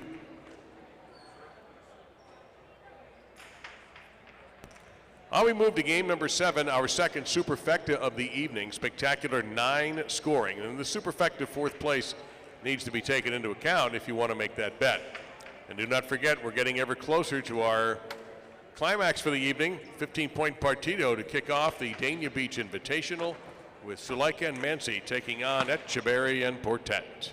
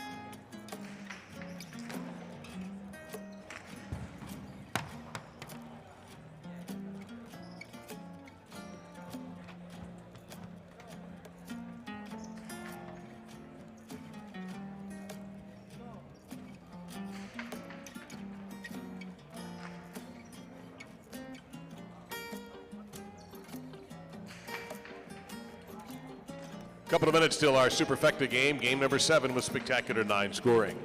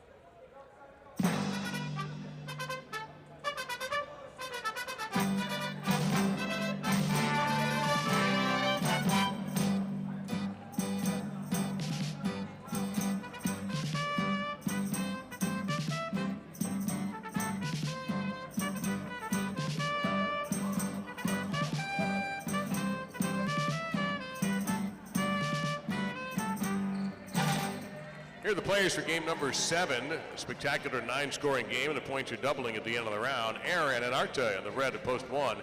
In the blue, it's post number 2, Laduch and Urbieta.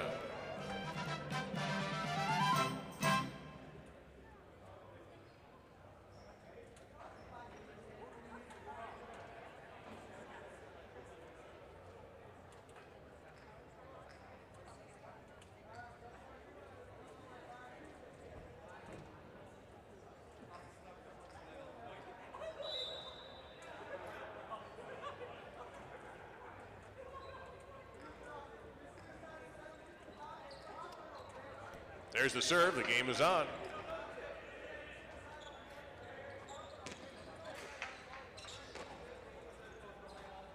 Cortada there by Aaron, and one is on the board first.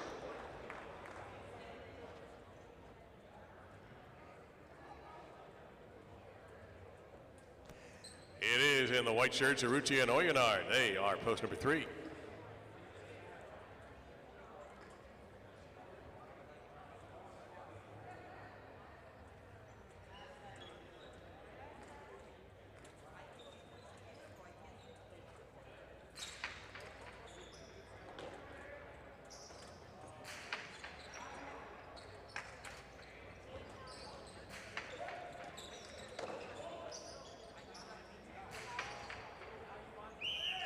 That hit a jersey along the wall, a point for the 1.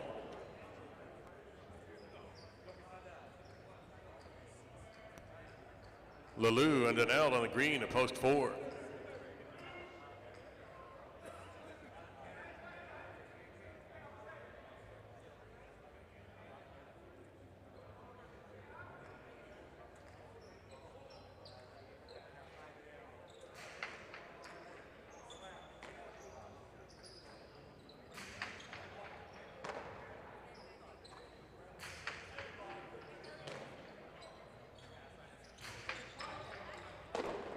Point of 4. ETCHEBERRY and a time to second on the black at post 5.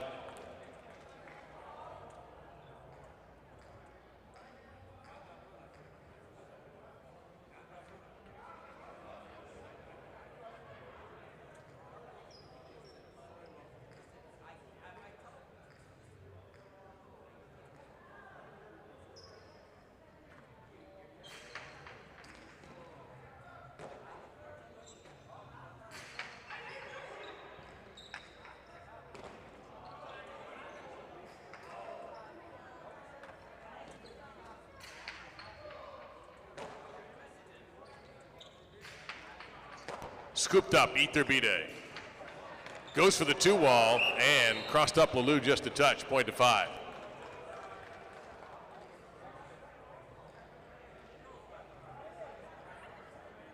Arrieta and Bailo in the goal to post 6.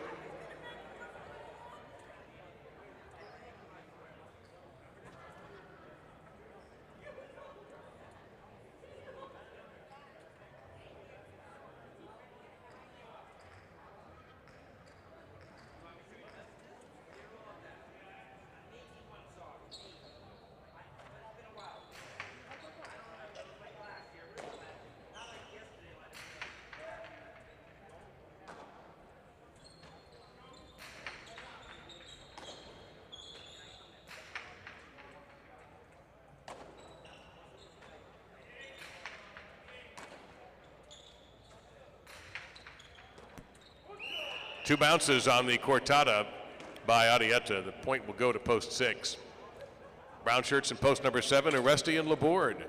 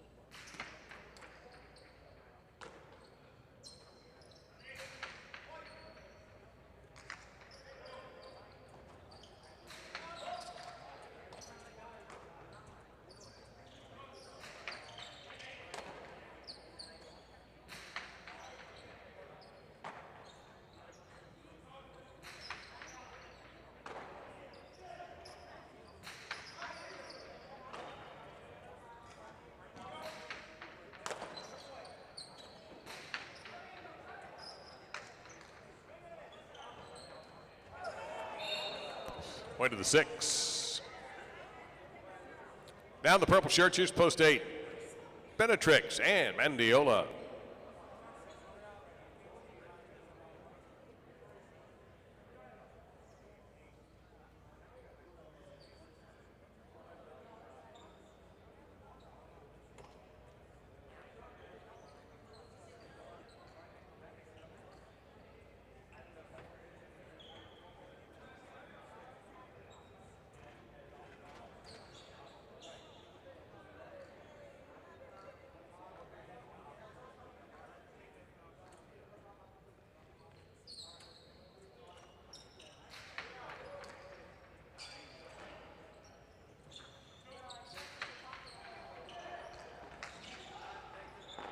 Absolutely incredible one-arm rebote save in the backcourt by Bailo. Benetrix goes to the right side. Heat's going to come out. Arrieta down to the ground. 2-all rebote in position, but not able to make the grab. 6 will get the point.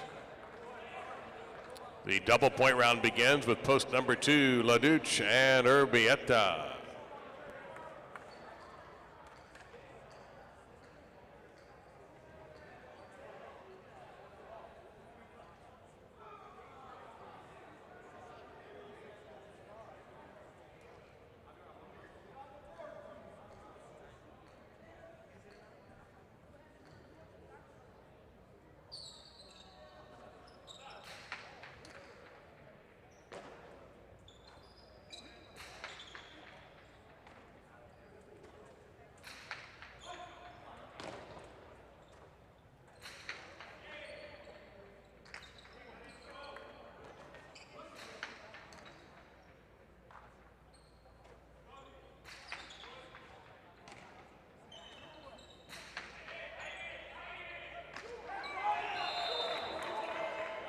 Point to 6.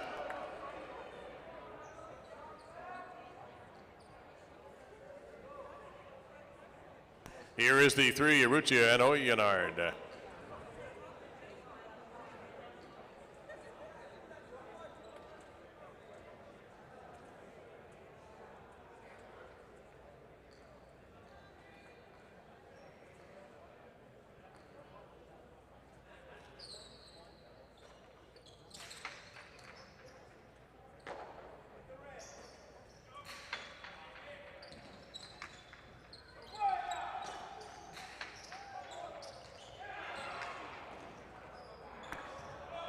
Oyenard with the extra effort. Adieta takes a peek, aims the cortada. Oyenard had it, and it rolled out.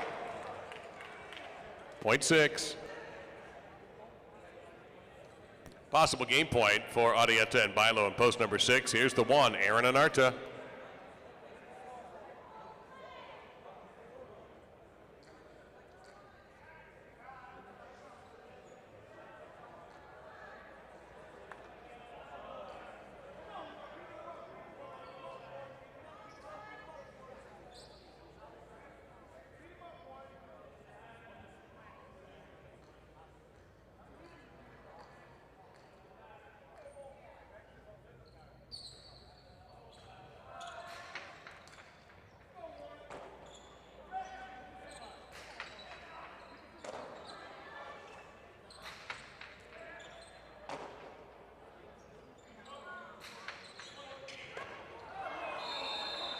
Point of the 1.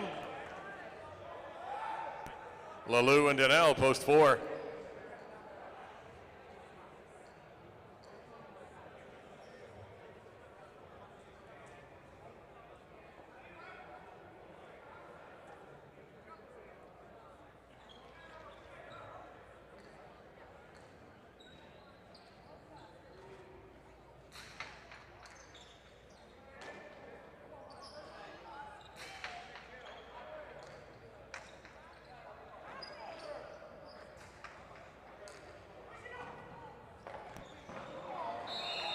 Point of the 1.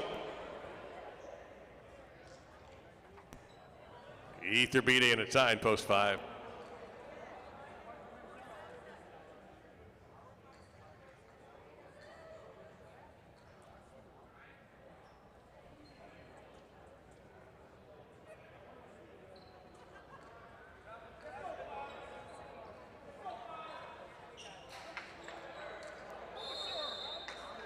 Five scores 2 points on the overserve. They now have 3 and will serve the post 7, Uresti and Laborde.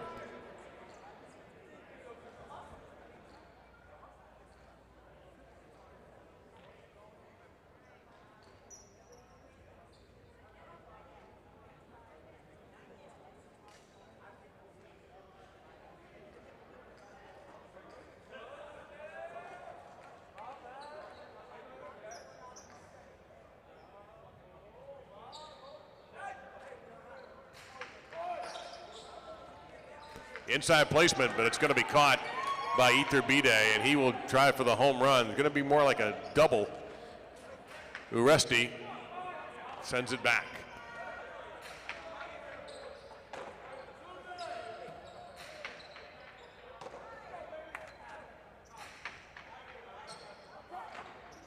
Bote pronto by Laborde. Point to the 7 as that comes up short. Now the 8, Benetrix and Mandiola.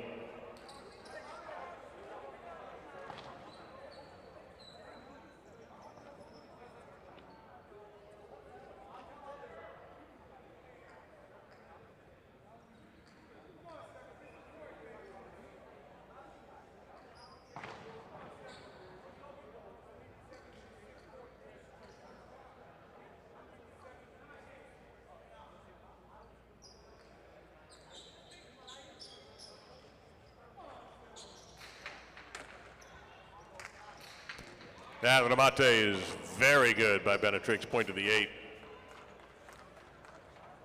Laduc and Urbieta are back in post 2.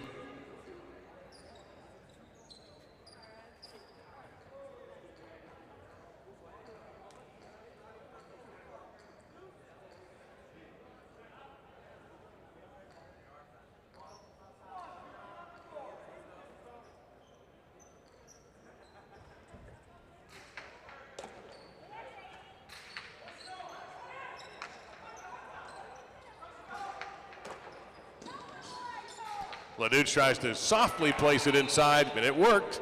Pointed 2. Here's the 3, Arrucci and Oyenard.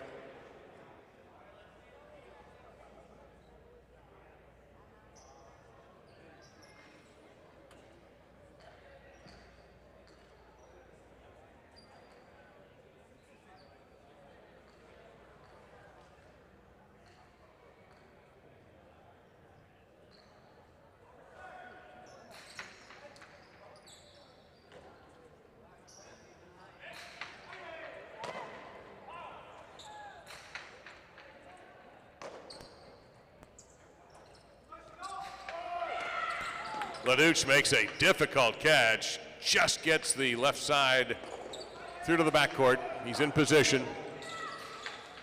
Oh, and what a grab there by Arruccia, and the point to 3.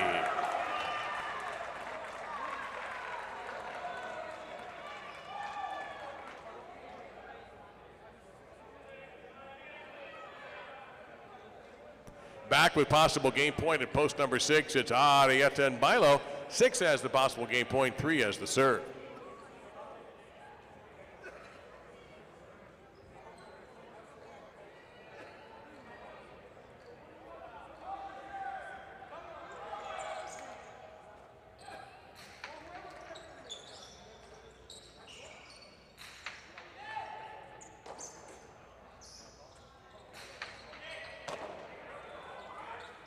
Arrieta goes for the high bounce picada, and a great catch by Oyenard.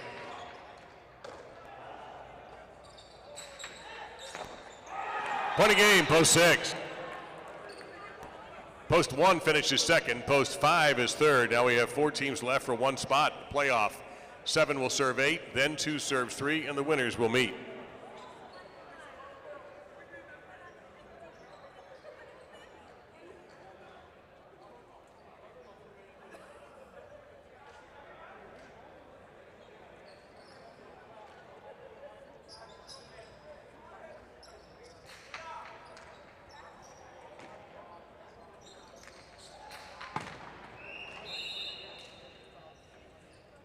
Out of play on that attempt on the carom, point to the 7.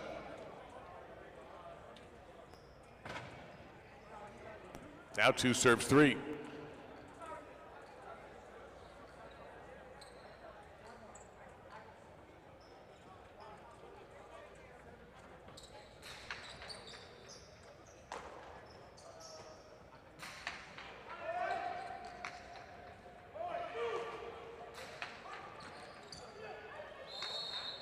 Point 2 for 4th place.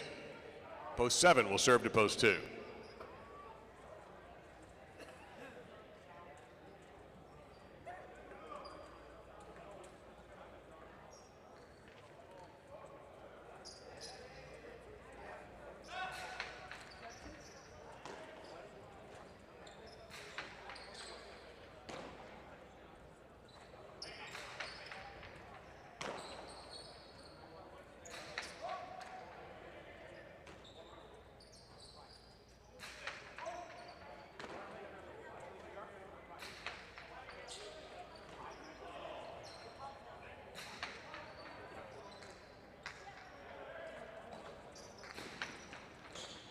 Oh, what a scoop by Uresti. Leduc didn't hang on. 7's 4th.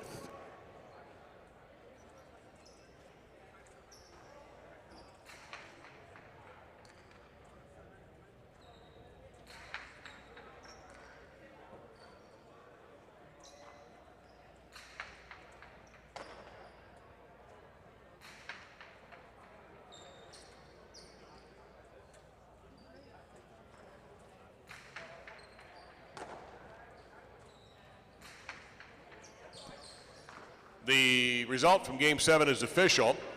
Arrieta and Bailo get the win in post 6. Aaron and Arta second, post 1. Iturbide and Atine the second in post 5. Grabbed 3rd, and the superfecta spot, the 4th spot, held by post 7, Uresti and Laborde. And you see the 10-cent superfecta, 6157. That's $857.90.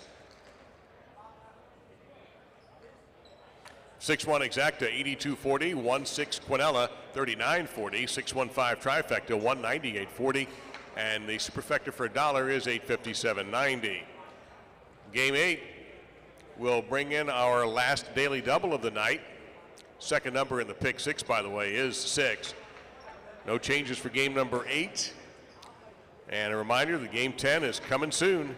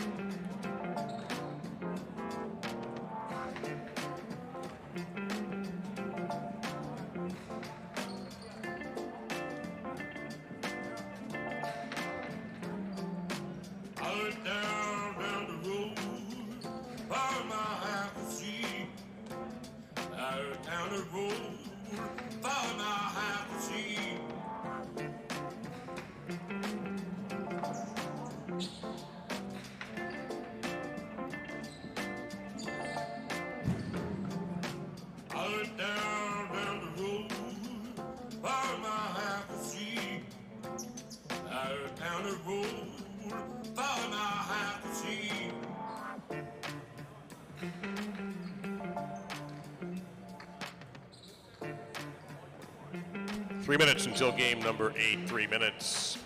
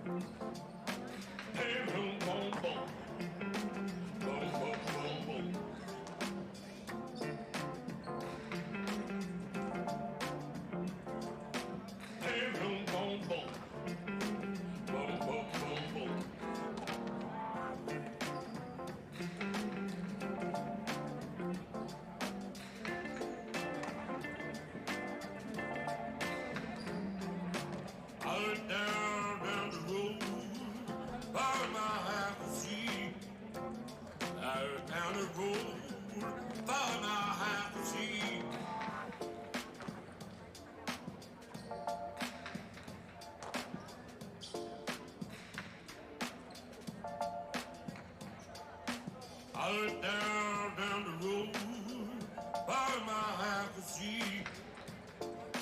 Down the road, by my half a sheep.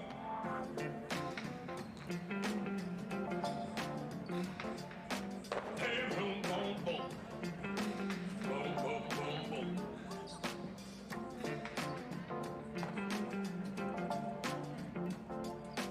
Hey, boom, boom, boom.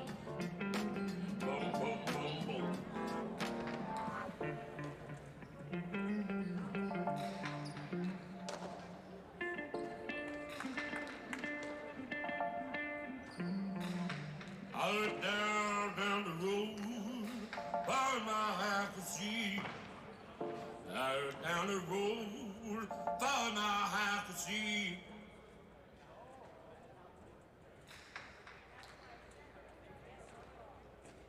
Last call for your Game 8 selections and daily double picks. Last call.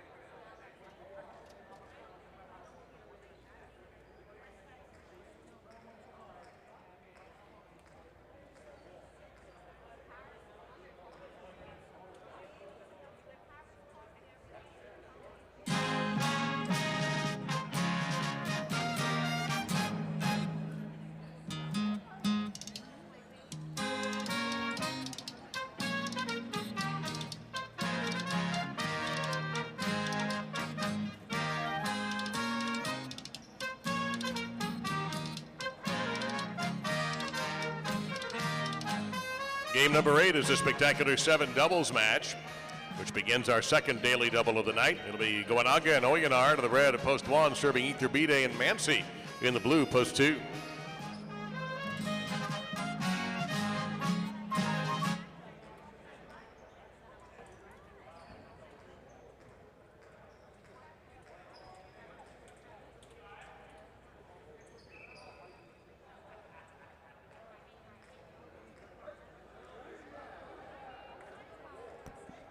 There's the serve, and the game is on.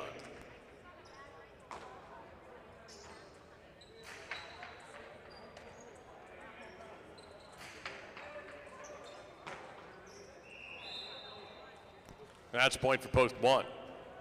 Adieta and Portet are in the white shirts at post 3.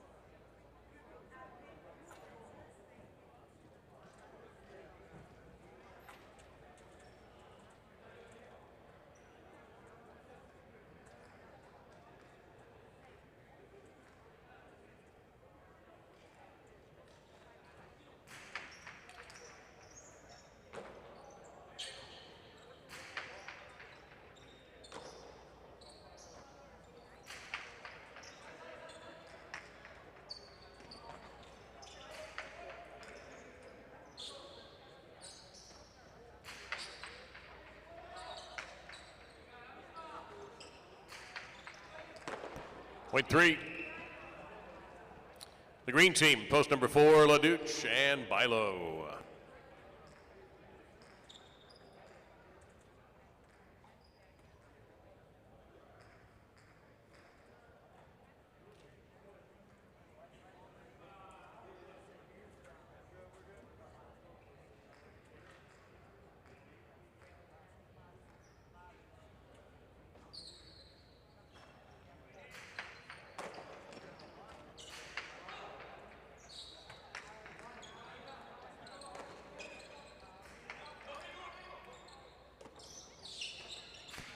Bilo with a good left side. Adieta able to keep the Devote away from the front court. That's well done.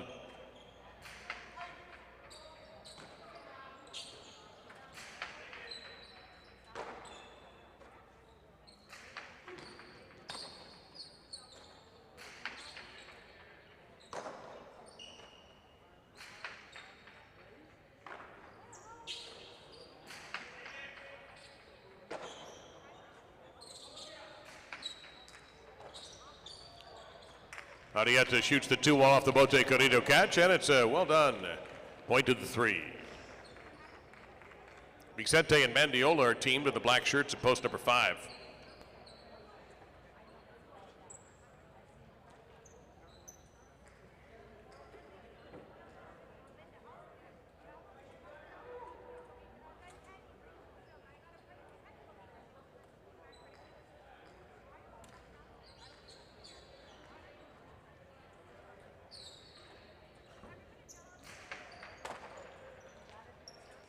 Inside placement and 2 bounces. Vicente with a winner for post 5. Here's Aaron and Laborde in the goal to post 6.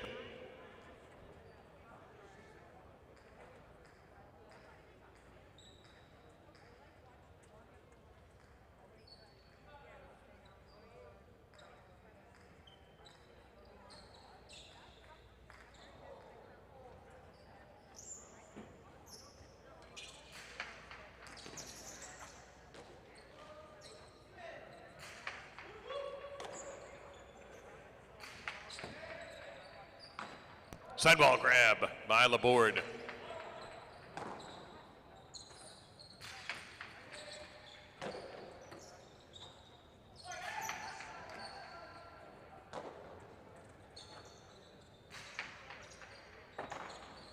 And Laborde reaches out, a difficult left side catch.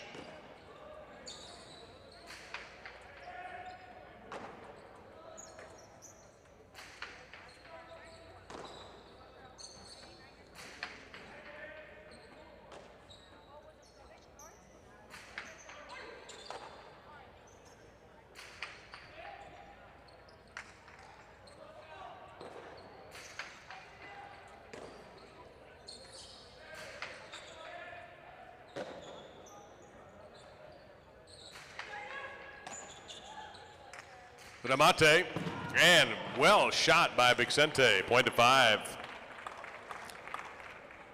And in post 7, let's welcome ZULAIKA and to time the second.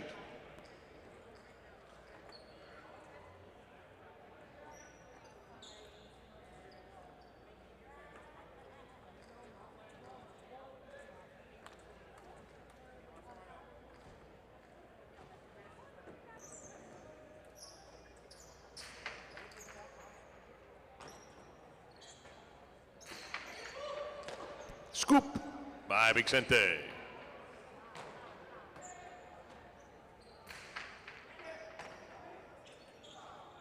A cortada from midcourt and a high bounce. ZULAIKA captures it.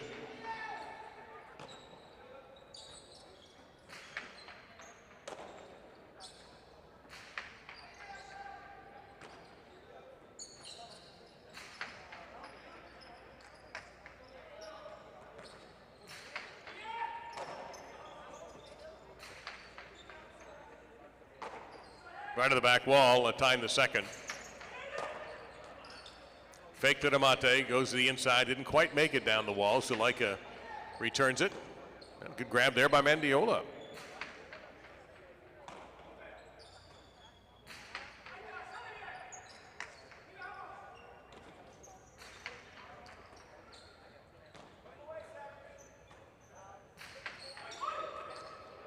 Was tipped. 7 will take the point. Now the purple, here is post number 8, ETCHEBERRY and Dania.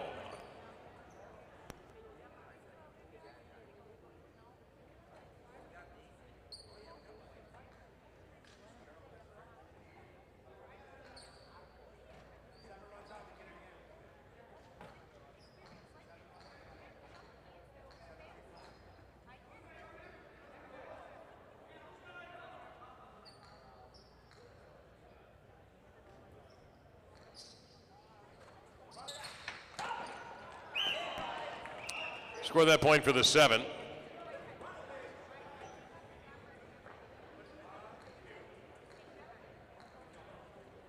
Now post 2 to begin the double point round. It's ETCHEBERRY and MANCI.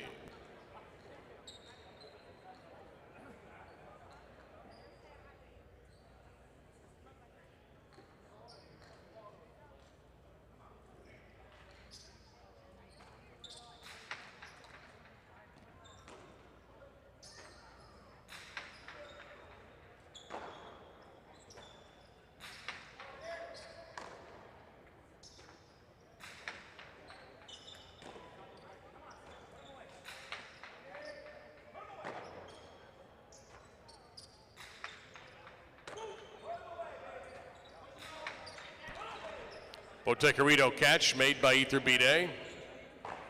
Good grab right around the shoe tops by tying the second. ZULAIKA drifting deep. Now looking for the high bounce.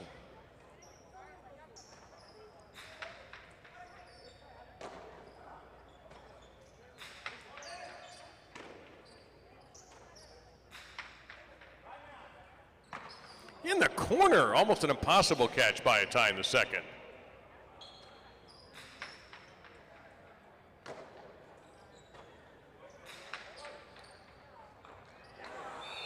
And after all that, 7 will stay on the court with 2 more points. Goenaga and Oyonard return to post 1.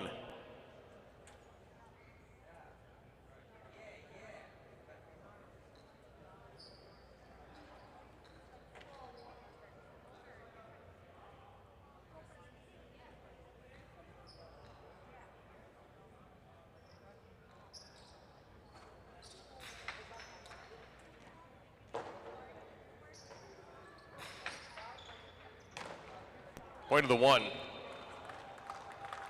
Post 4, LaDuke and Bilo.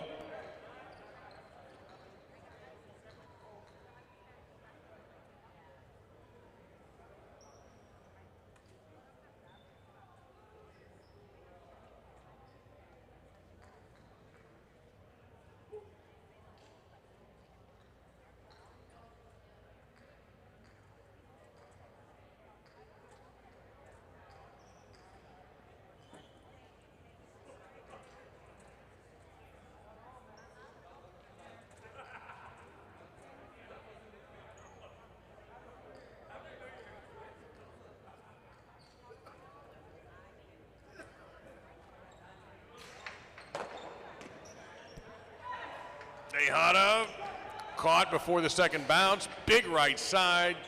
Does come out, and LaDuche will save it. Goenaga Tejada. LaDuche saw that coming. He drives the right side from about the 1 line. The bote saved. Oh, Bailo! Point 4.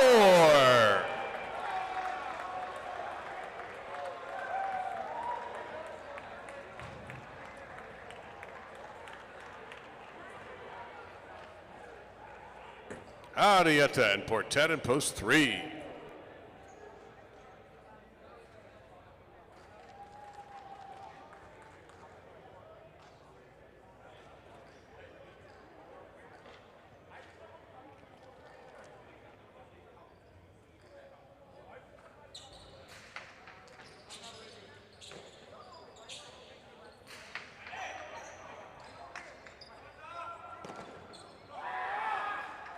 Incredible touch by LaDuce right there.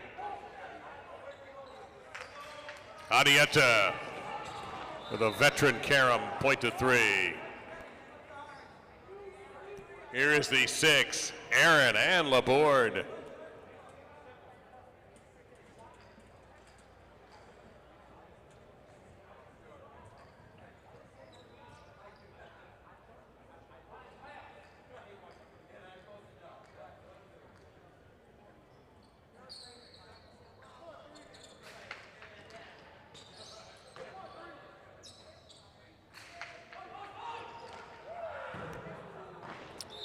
That's 2 for the 6.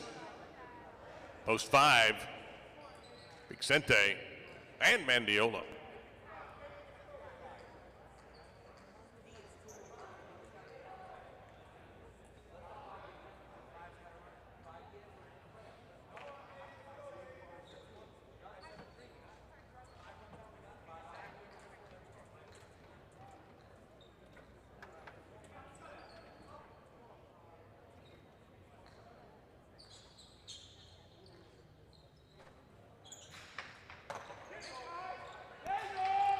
The inside placement is a 2-bounce winner for Vicente, point to the 5. 5 serving post 8, Etcheberry and Daniel.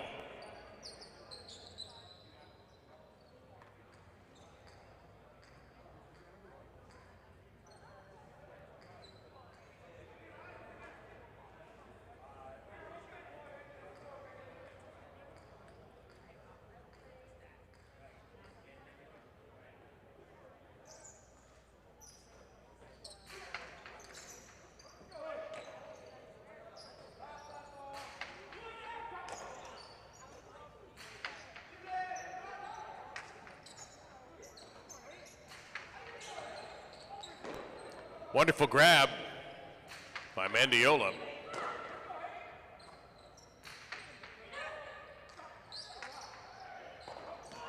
And 2 points will go up for post 8.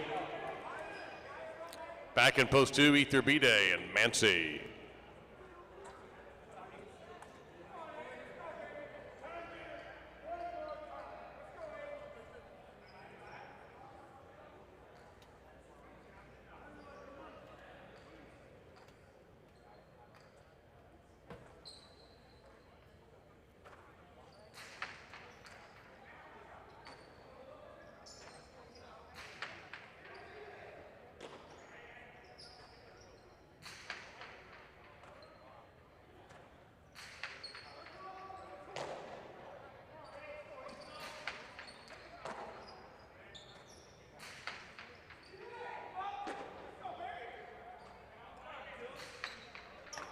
Great catch there by ETCHEBERRY.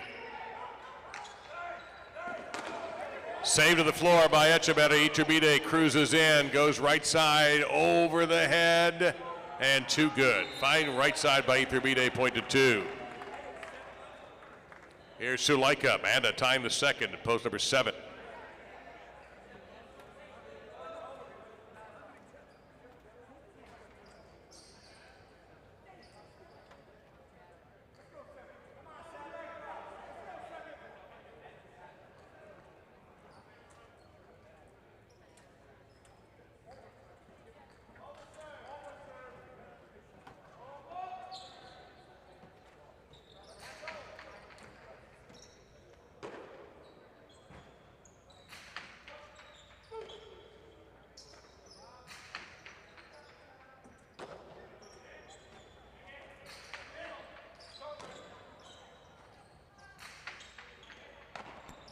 Flying grab there by ZULAIKA.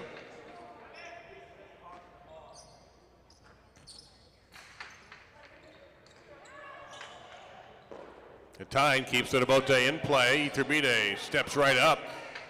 Trying to go deep. He does, but Atine held his ground.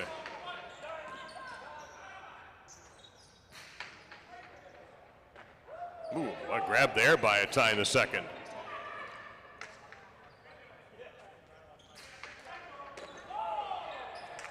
ZULAIKA with a 2-all. What a shot that was. Point to 7. Possible game point for post number 7. Trying to stop them, Goenaga and Oyenard, and post number 1. Possible game point for the 7.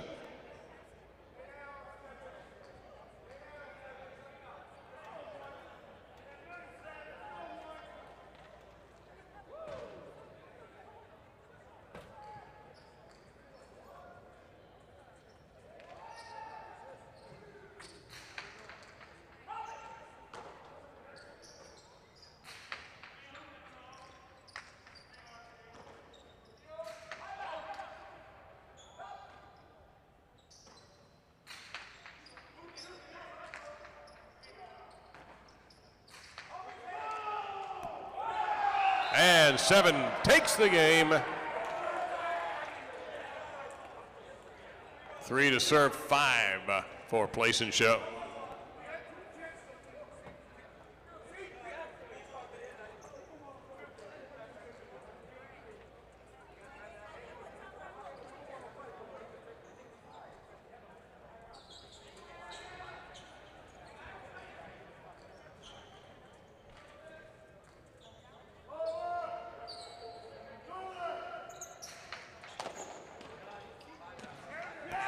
As a winner for the 5, they are second, 3/3.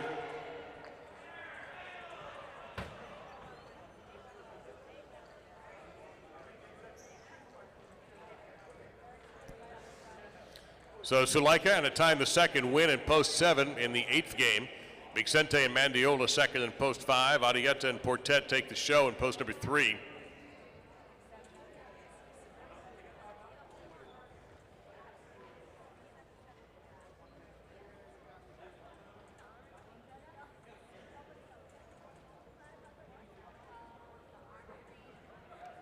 The official result shows us with a 7-5 exacta at 85.80, 5-7 Quinella 32.20, 7-5-3 trifecta for $2, 245.40, and a pick 3 of 2, 6, and 7 for $29.40. One game left before our partido, and that'll be game 9, spectacular 9-scoring singles match with points doubling after the round and with superfecta betting on game number 9. And game 10 will follow, and that will be our partido matchup, ZULAIKA and MANCI against ETCHEBERRY and PORTET. That's all coming up. Match number 1 of 4 quarterfinals in the Dania Beach Invitational. Win betting is available for that 10th game.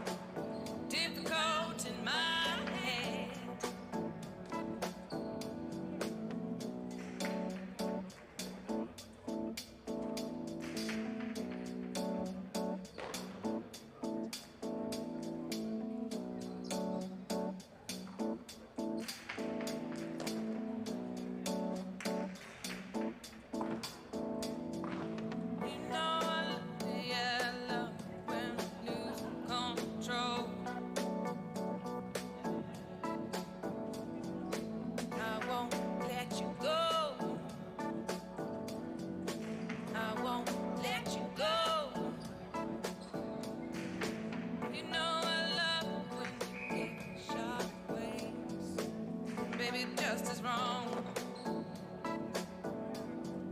But I'm just cold. But I'm just cold.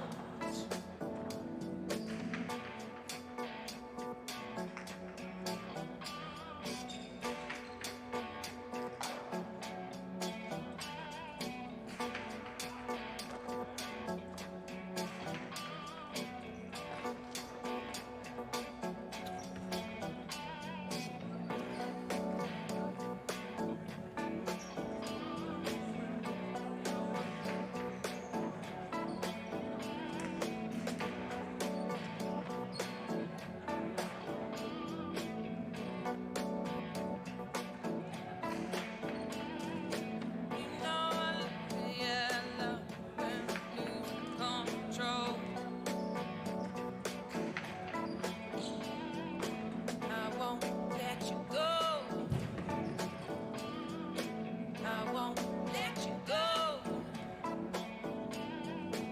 You know I like it, yeah, I like all of these moments we 3 minutes now till Game 9 singles in the Superfecta. 3 minutes remaining. Don't forget about the next game.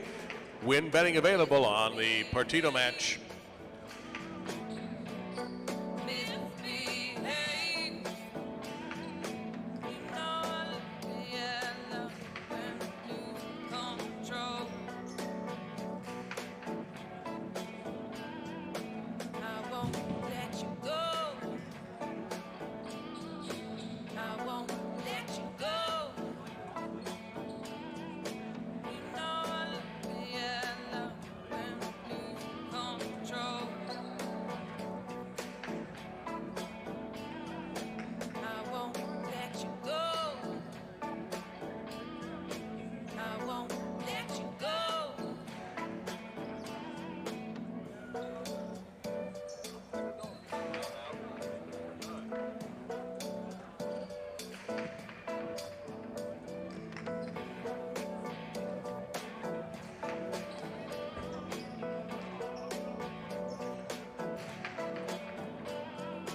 You know I like it, yeah, I love it when we lose control.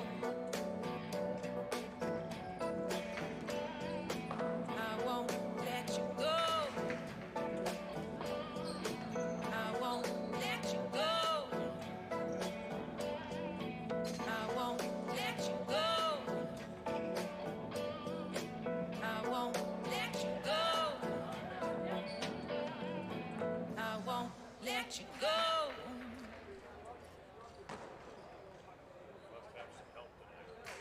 A long time ago in a club far, far away.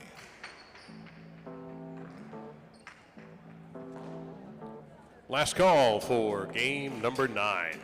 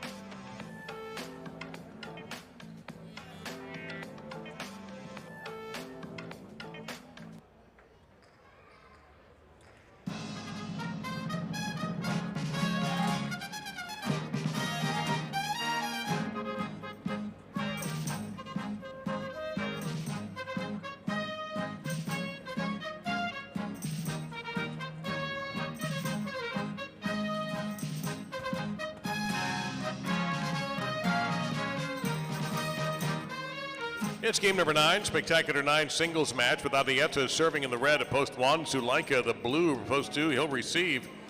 All points will double at the end of the first round, and we're playing this one to 9 points.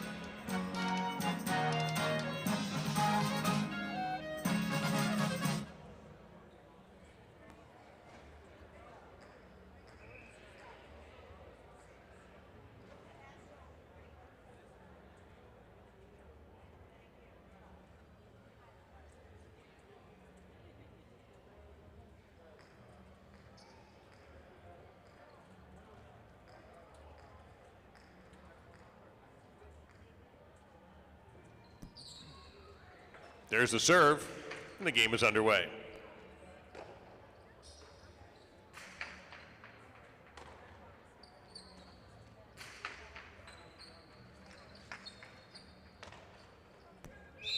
One gets the point. ETCHEBERRY in the white post 3.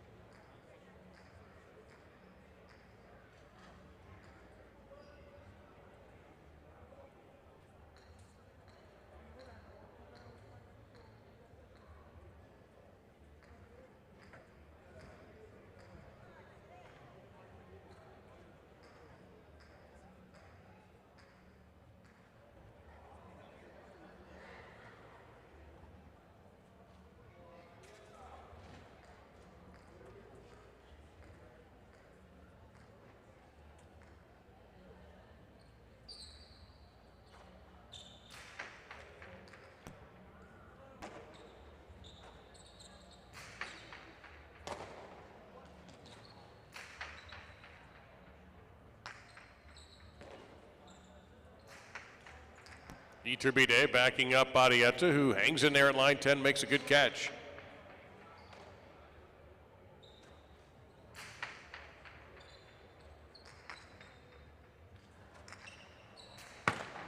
That is out of play, point to 3. Now the board in the green shirt, post number 4.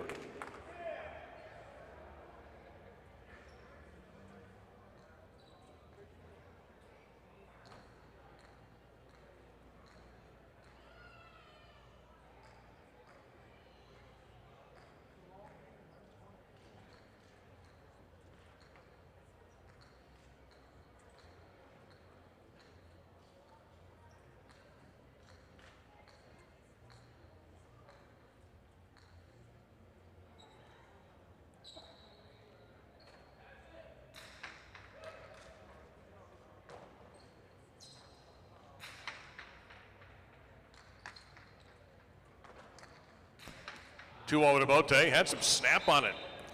Point to 3. Now MANCI in the black shirt, post 5.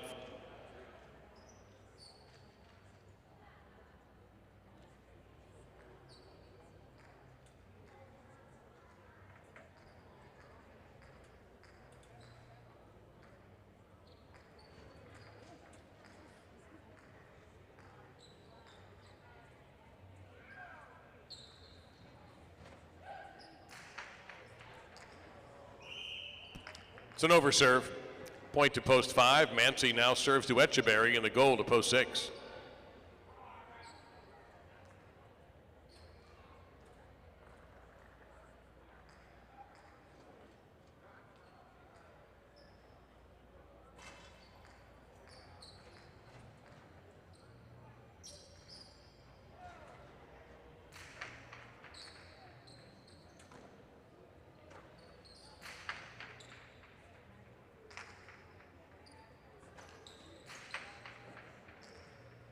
And now the Bote over his head, point to 5. PORTET, brown shirt, post 7.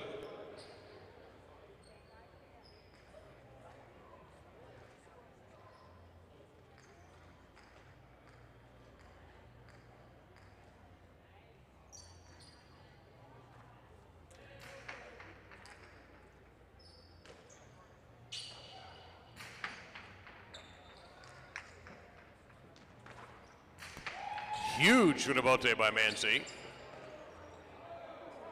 And that will not make it. Point to 5. Now LaDuce in the purple opposed to 8 to complete round 1.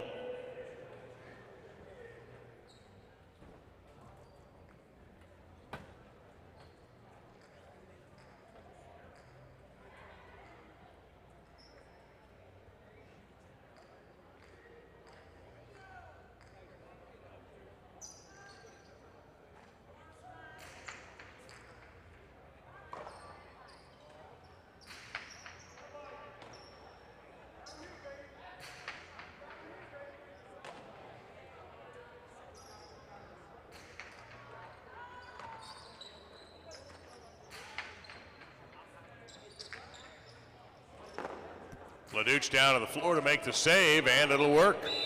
Score that one for the 8. Points are doubled. And it'll begin with LaDuce serving to ZULAIKA in post number 2. First to reach 9 will be the winner of this game.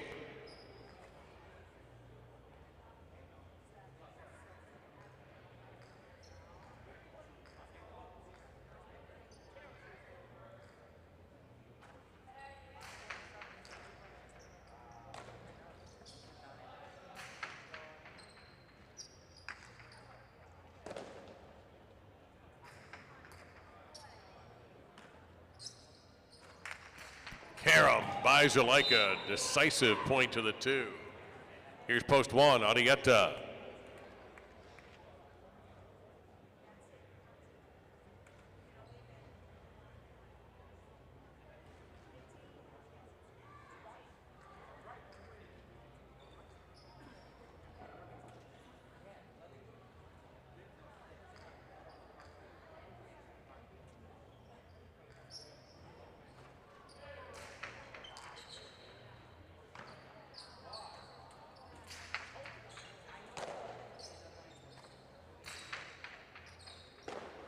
That's a terrific catch by Arietta.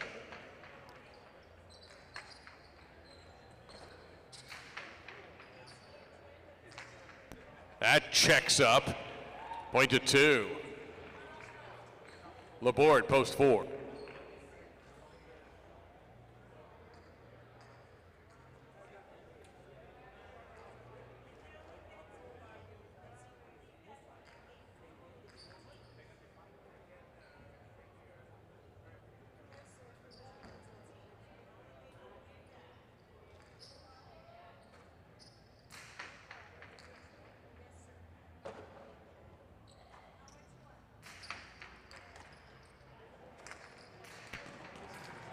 Ramate by ZULAIKA. That's perfect. Point 2.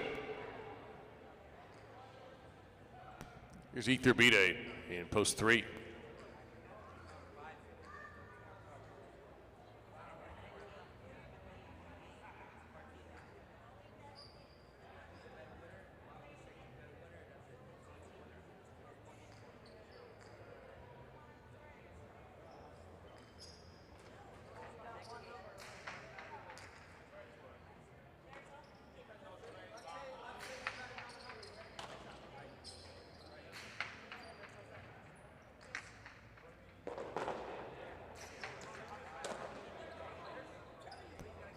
Tejada will finish off that point for the 2.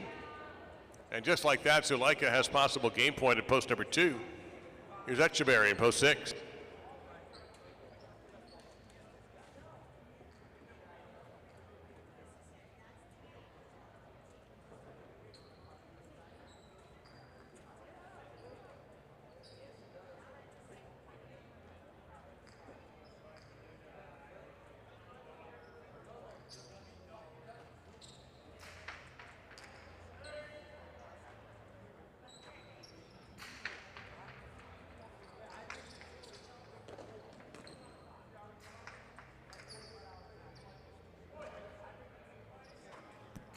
ETCHEBERRY gets under that right side. It's going to come out.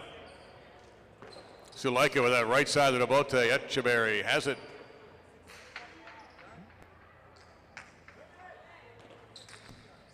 Two on the bote, ZULAIKA. ETCHEBERRY bouncing into the screen for the catch. The return is dropped. Point 6.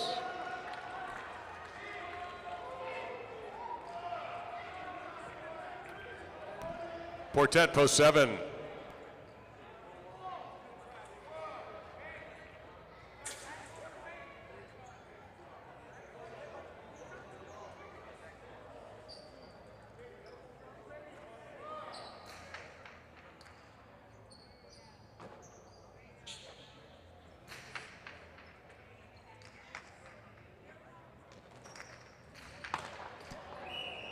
Point to 7. The ball goes out of bounds. Here's the 5, MANCI.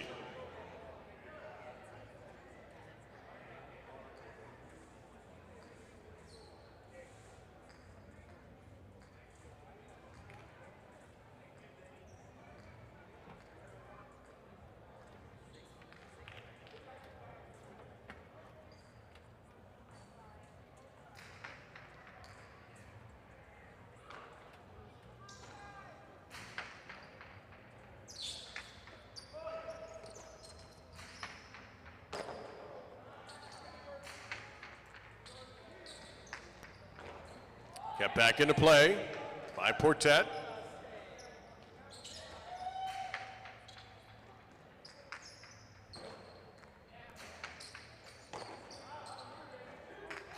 MANCI Karam, not enough on it. Portet runs it down. And around the world we go to point 7. Now LaDuche in post number 8.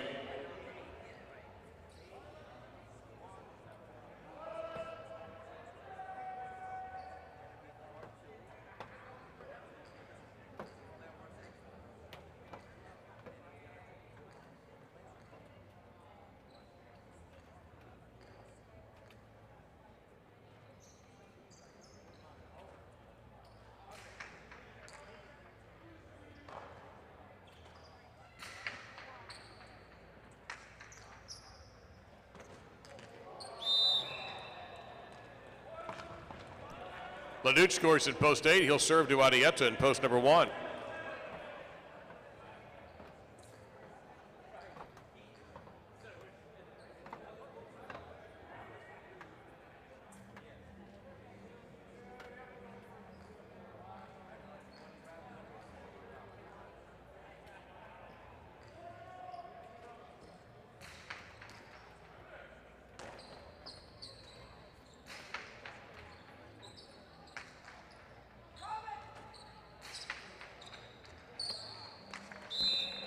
Again with 2 points.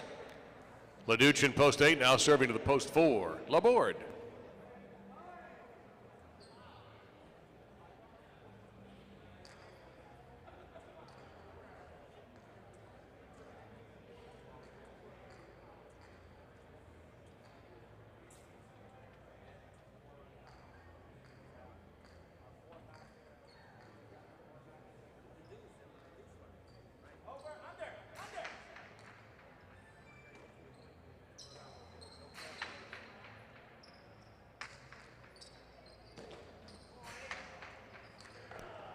Great catch there by Laborde. LaDuche drifts back off the wrong foot, throws a hard right side, and it's good enough for another point for the 8. Possible game point for LaDuche in post number 8. Here's Iturbide in post 3.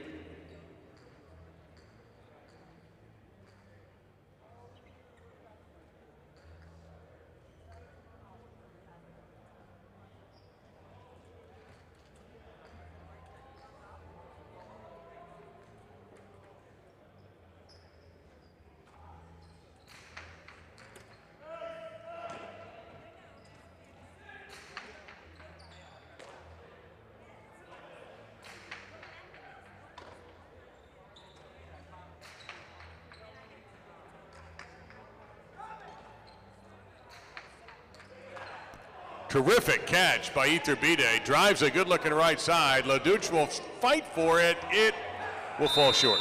Point 3. Now back with possible game points. ZULAIKA in post 2. 3 will serve. 2 has the chance to win the game.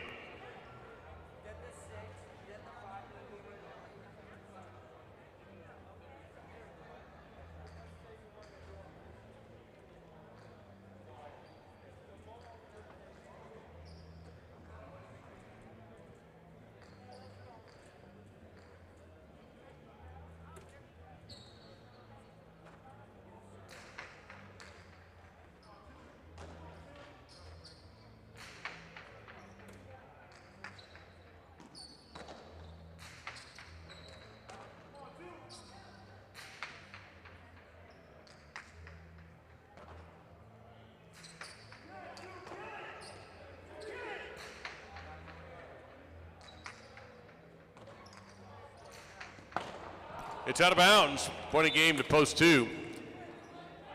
8 is second. This will fill out the card. 3 will serve to 7.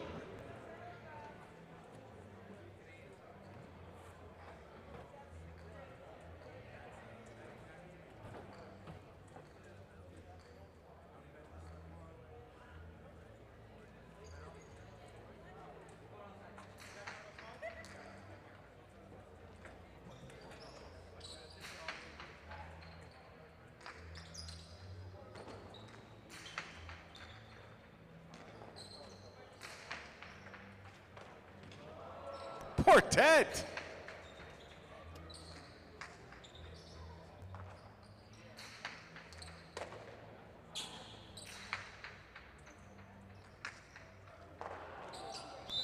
Point to the 7. Portet takes third, and Iturbide is fourth.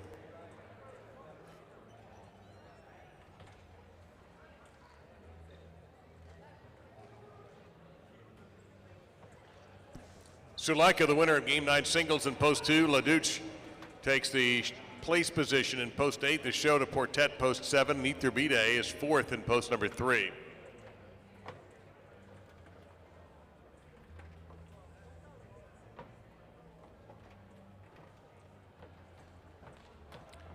Exacta 2-8, 38-20. Quinella 2-8, $30. 2-8-7 trifecta, 524.60. 2-8-7-3 in our last superfecta tonight, 672.60 on a $1 ticket. All right, let's get this started. The quarterfinals of the Dania Beach Invitational is next. It's a partido played to 15 points. No double points in the upcoming match between ZULAIKA and MANCI and ETCHEBERRY and PORTET.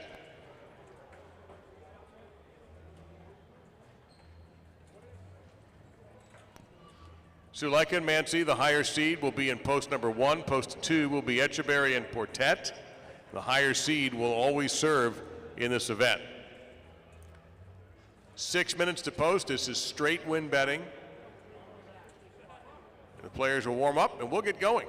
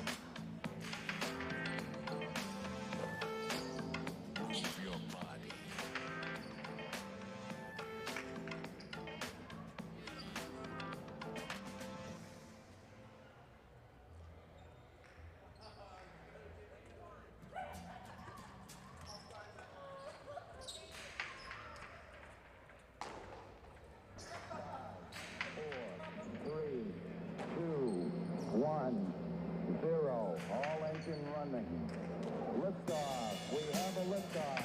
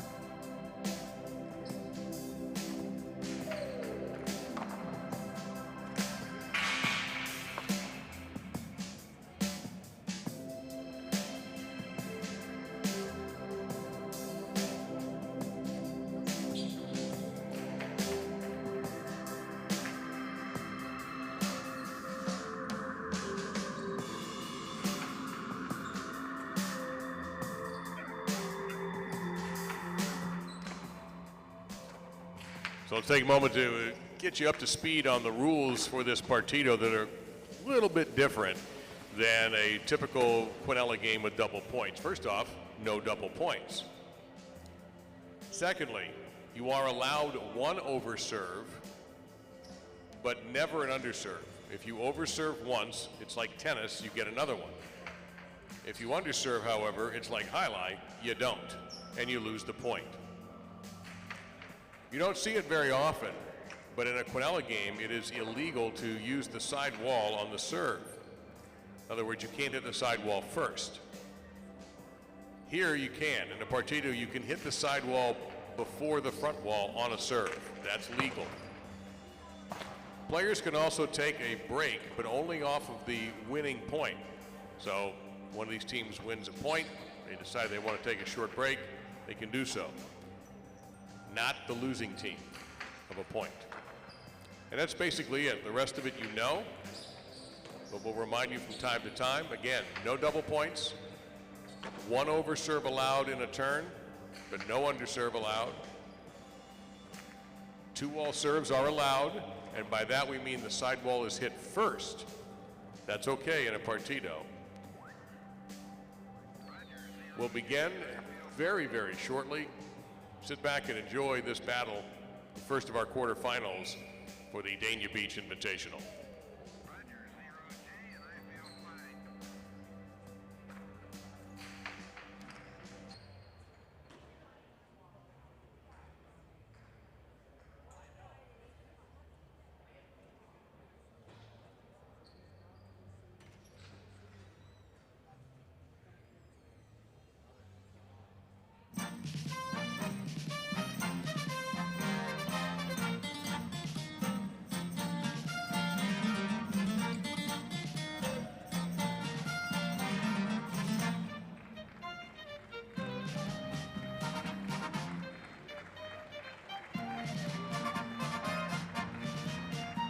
Let's meet our teams, everybody, as they salute you. ZULAIKA and MANCI were the highest scoring team. Both players won the front and back court respectively. They combined for over 400 points in post one, ZULAIKA and MANCI. In post number two, these guys qualified the 8th position in both the backcourt and front court, and they have played effectively together. Would you welcome in post number two, ETCHEBERRY and PORTET. We've given you the rules. We are ready to go with this 15-point partido. As always, the higher seed will be in the red, and they will serve. And a salute to you.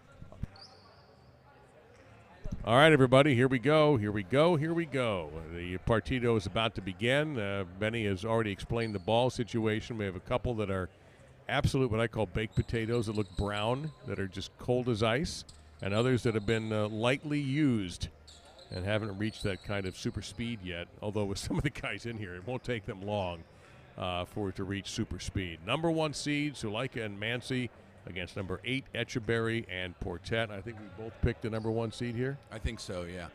You know what we're going to see here, too, is that each team, they're used to having 3 or 4 balls each, which becomes that team's ball. But in this situation, I think they're just going to use the same ball most of the game. Here's the serve. The partido has begun.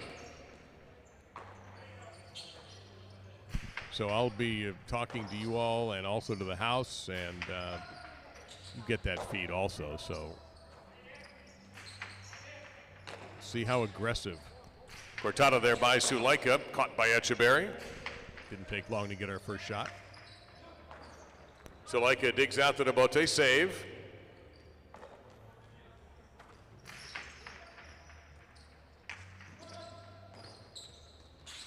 Kept alive by MANCI. ETCHEBERRY right there. 2-ball, and 2 gets the first point. Just what we were talking about, getting the opportunity early, taking advantage of the opportunity, scoring the first point, the icebreaker. Again, Portet just has to keep the ball in play and keep ETCHEBERRY up in the front part of the court and not have him drifting back, because ZULAIKA is lethal when his opponent is too far back.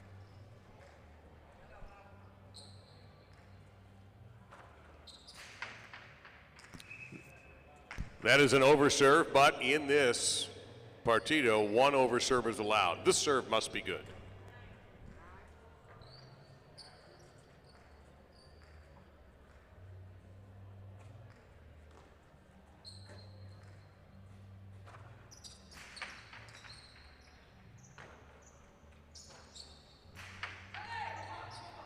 That's a gigantic left side from MANCI.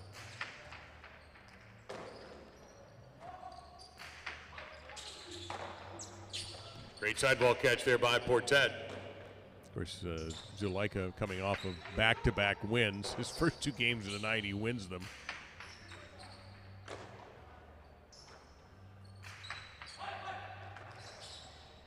Point of the 1. Yeah, Portet called him off on that ball. He's coming up. It's better for him to get that ball, because coming up like that, he's got the momentum going forward, and he could hit the back wall. And that's exactly what I was talking about, where Score is tied 1-1. ETCHEBERRY moves back. He needs to stay in the front part of the court and let his partner set him up.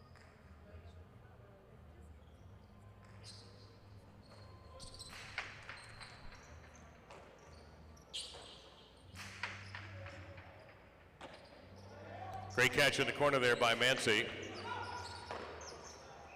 That's a point to the 1. The score currently 2-1 in favor of post number 1. So ZULAIKA and MANCI lead 2-1. The scoreboard at the moment needs to be fixed. Again, we will have the score on the board correctly when we can. Right now it is 2-1 in favor of post 1.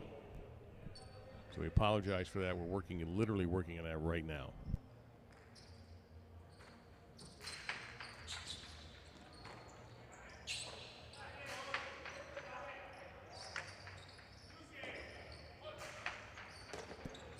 ETCHEBERRY, Tejada,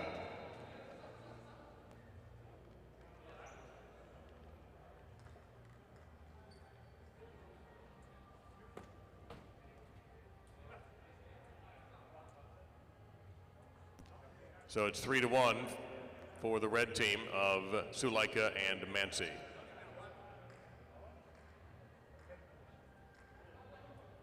Again, the scoreboard issue will be fixed. We're going to work on that, but it is 3-1 in favor of ZULAIKA and MANCI.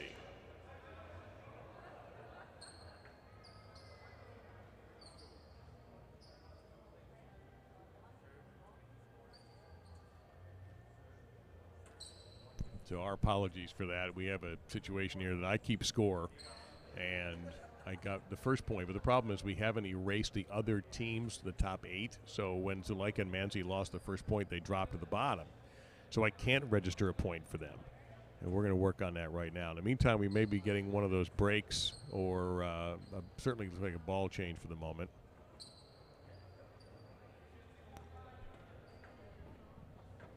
Again, the score is 3-1 favor of post 1. Ready to resume play. Now, ZULAIKA has the right here to stop play because they won the last point. I think there might be some confusion regarding the board. Not going to be able to communicate with the cage where Romo is tonight. But I have it 3-1. Now, Romo is also keeping score.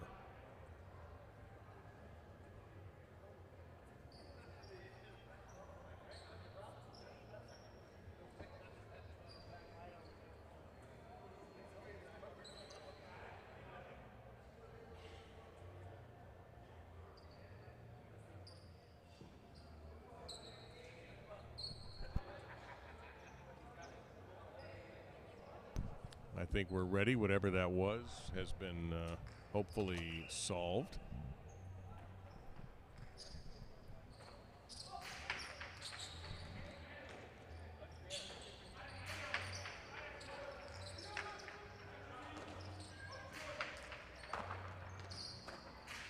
That's a hot shot from ETCHEBERRY, but MANCI, very good positioning right there.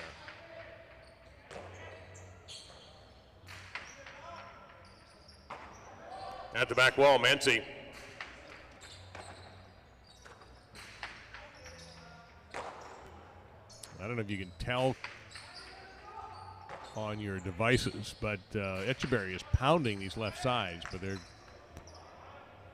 And that'll be a point to the 2. So the score is now 3-2 in favor of ZULAIKA and MANCI, as post 2 will now serve. ETCHEBERRY and PORTET serving, trailing 3-2.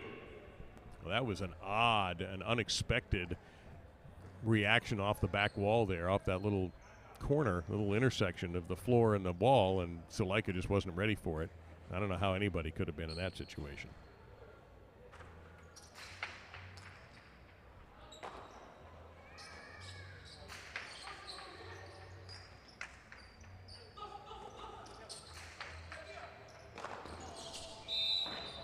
And that's a point for ETCHEBERRY and PORTET. The score is tied at 3, playing to 15.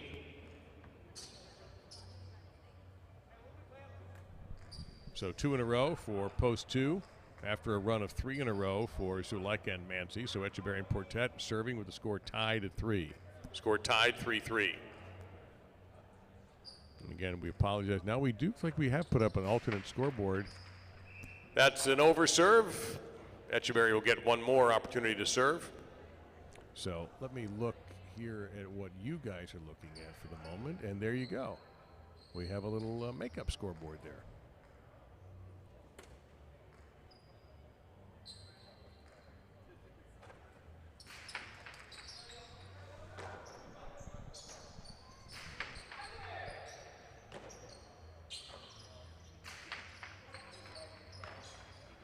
MANCI with a fine grab.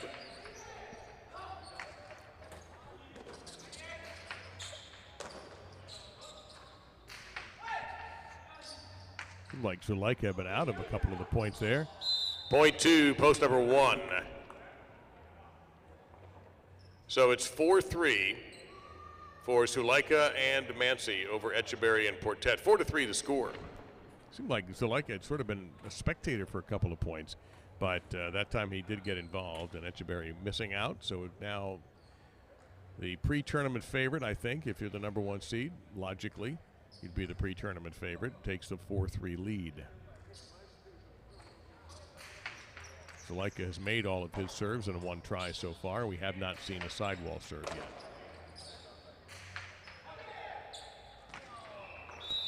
And a point to ZULAIKA and MANCI. Their lead is now 5-3. 5-3 for ZULAIKA and MANCI. Okay, I'm back. All right. Well, we've been keeping up. We should have been ready for this, but well, a nice little adjustment. It's now 5-3. yeah, we're using some graphics that we have on our software, so we're trying to keep everybody updated on the score. Now, what's going to be interesting to me is what It's happens the when ending of the game's game. over. Well, we have Patrick. That's the allowed over serve, and now ZULAIKA must make this serve count. We have Patrick, our trusty tote technician, up in the tote room, and he's working on this. We saw, I mean, he did a great job cleaning it up because if you would have seen it this afternoon when we noticed it, it was really a mess. There was actually more than just 2 teams up there. There was a couple of doubles teams, a couple of singles teams. It was just a mixture of teams, but we didn't expect this to happen. So we'll... ZULAIKA well placed for Devote on the run. Here comes Portet. MANCI calling for the ball. We'll get back to the business of the game. We'll try to keep the score accurate and updated, and we'll work on the tote issues as we go. Remate by ETCHEBERRY. That had some snap on it. Point to 2. So, getting back to the business of the game, that's exactly what ETCHEBERRY has to do. He has to wait till that ball. It's 5-4 for ZULAIKA and MANCI, leading ETCHEBERRY and Portet. ETCHEBERRY and Portet will serve. He's got to wait to get that ball in a position as he did there and take advantage of the 2 walls. ZULAIKA had to cover both the inside and the outside, so he was kind of in the middle, and the 2 walls was good enough to score.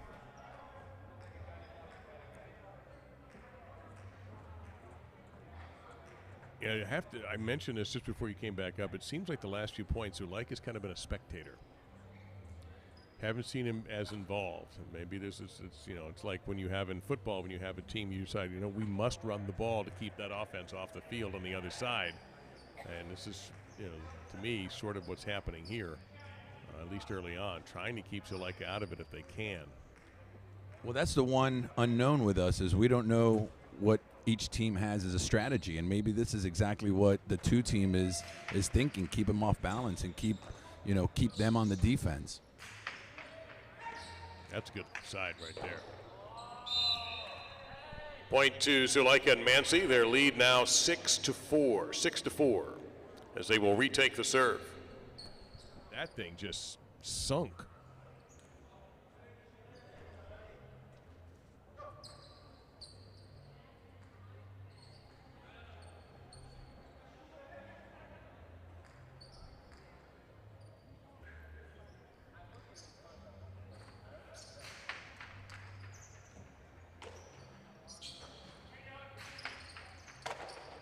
Tough catch there by ZULAIKA. See, he needs to hit the back wall on that throw. He barely caught it. It sounded just like that. Yeah. Now watch ZULAIKA get himself in a position to throw the shot. Cortada by ZULAIKA. And good job there by Portet to catch up to it. And a winning left side. Point to ETCHEBERRY and Portet. The score now, ZULAIKA and MANCI ahead, 6-5. Well, if at first you don't succeed. Boy, that was a tremendous left side there. MANCI kind of had to go for it, and that was a low percentage opportunity there for him.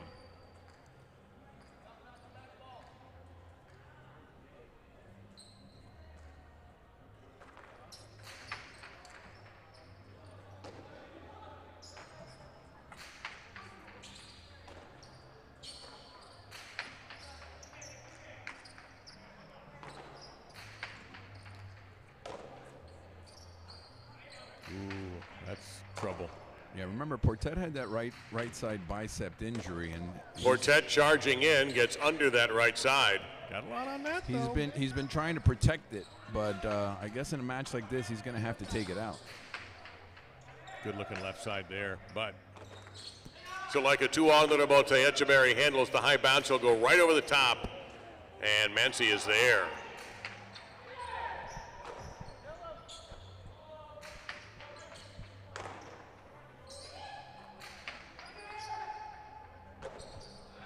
Portet, great catch hanging in.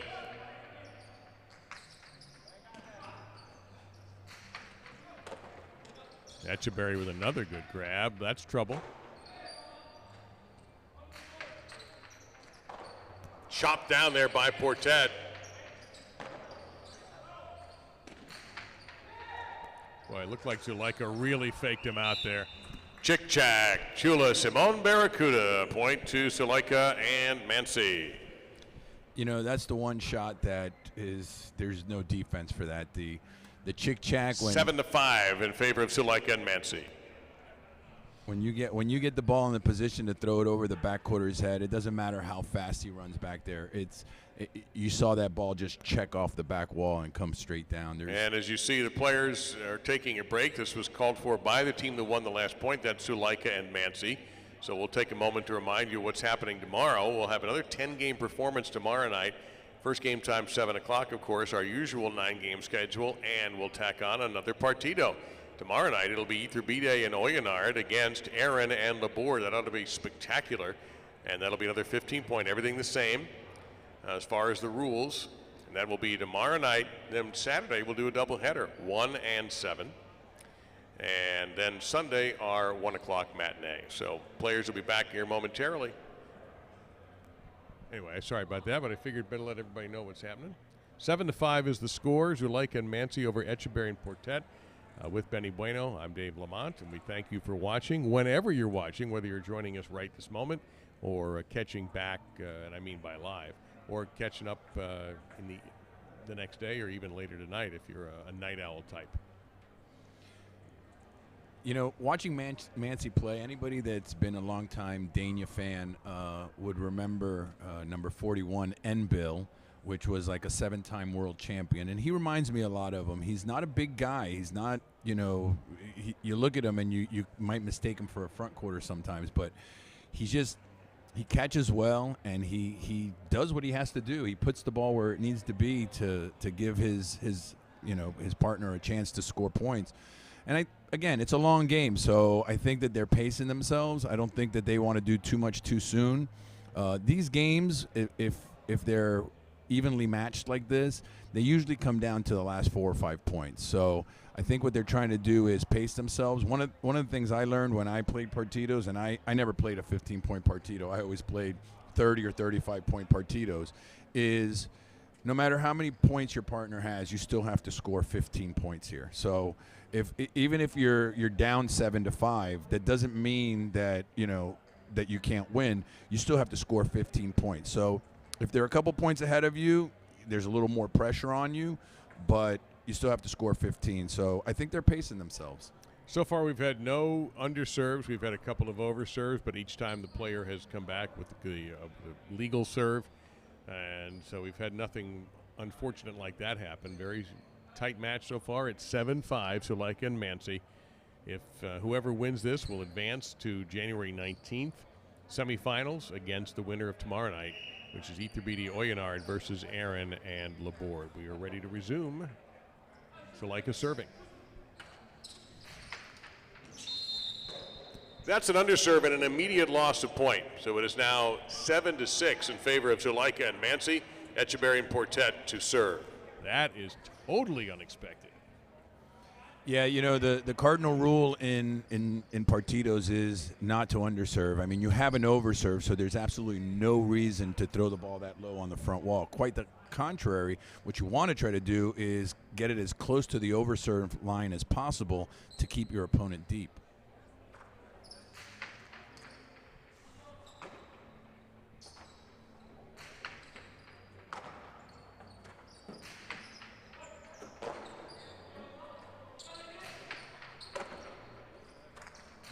Remate by ETCHEBERRY. ZULAIKA perfectly positioned.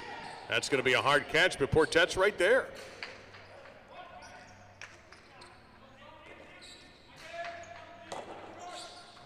Costado by ETCHEBERRY. MANCI backing up, makes a tough grab.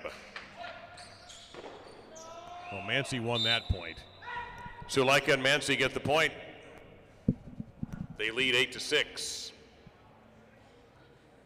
Yeah, I think that the problem there was a little bit of aggression on Portet's part. I think he needs to just kind of he did right by coming up on that ball, but I think he came up too aggressive. He also needs to take a little bit more advantage of the high roof here and just lob the ball a little bit more to the backcourt because he's throwing too many line drives here. A quick response to Will Smith, who heard my odd chick-chat call. That's dedicated to a buddy of mine who's here tonight. That's the last time you'll hear it this evening. Portet throwing a cortada. Perfectly positioned MANCI.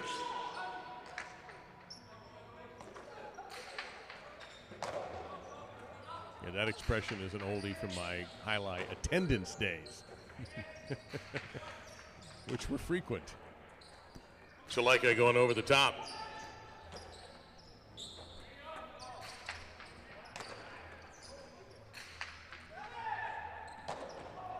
Oh, Portet hanging tough again.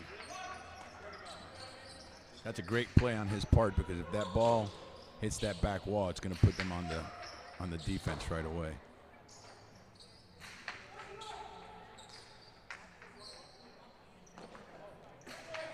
Good rebote.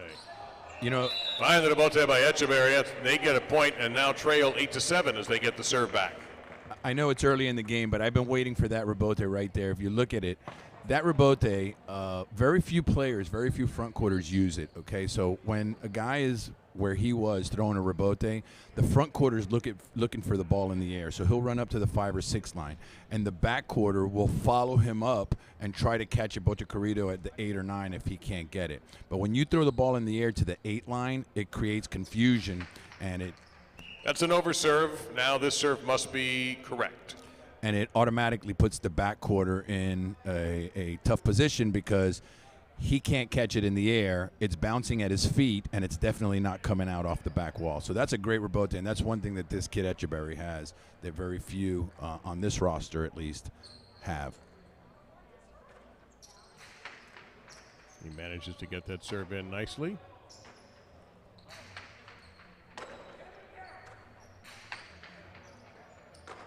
The 2 has only held the 2. That's Etcheberry and Portet. I still sometimes call them by post numbers. They've only had the lead once. That was on the first point. ZULAIKA Karam, that had an edge to it. A point for ZULAIKA and MANCI. And their lead is now 9-7. Well, Benny, I'm keeping the score manually. The last 8 points have been split. Yeah. 2-1, 2-1, 2-1, 2-1, 2-1. Yeah, they're like I said, it's going to come down to a foot race in the last. When somebody hits 11, that's when you kind of accelerate, you know. So until you get there, you're just kind of trying to go with the flow of the game. But we're almost there.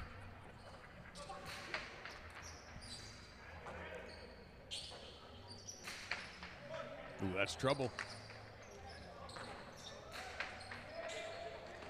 Portet, insane bote pronto and a powerful left side.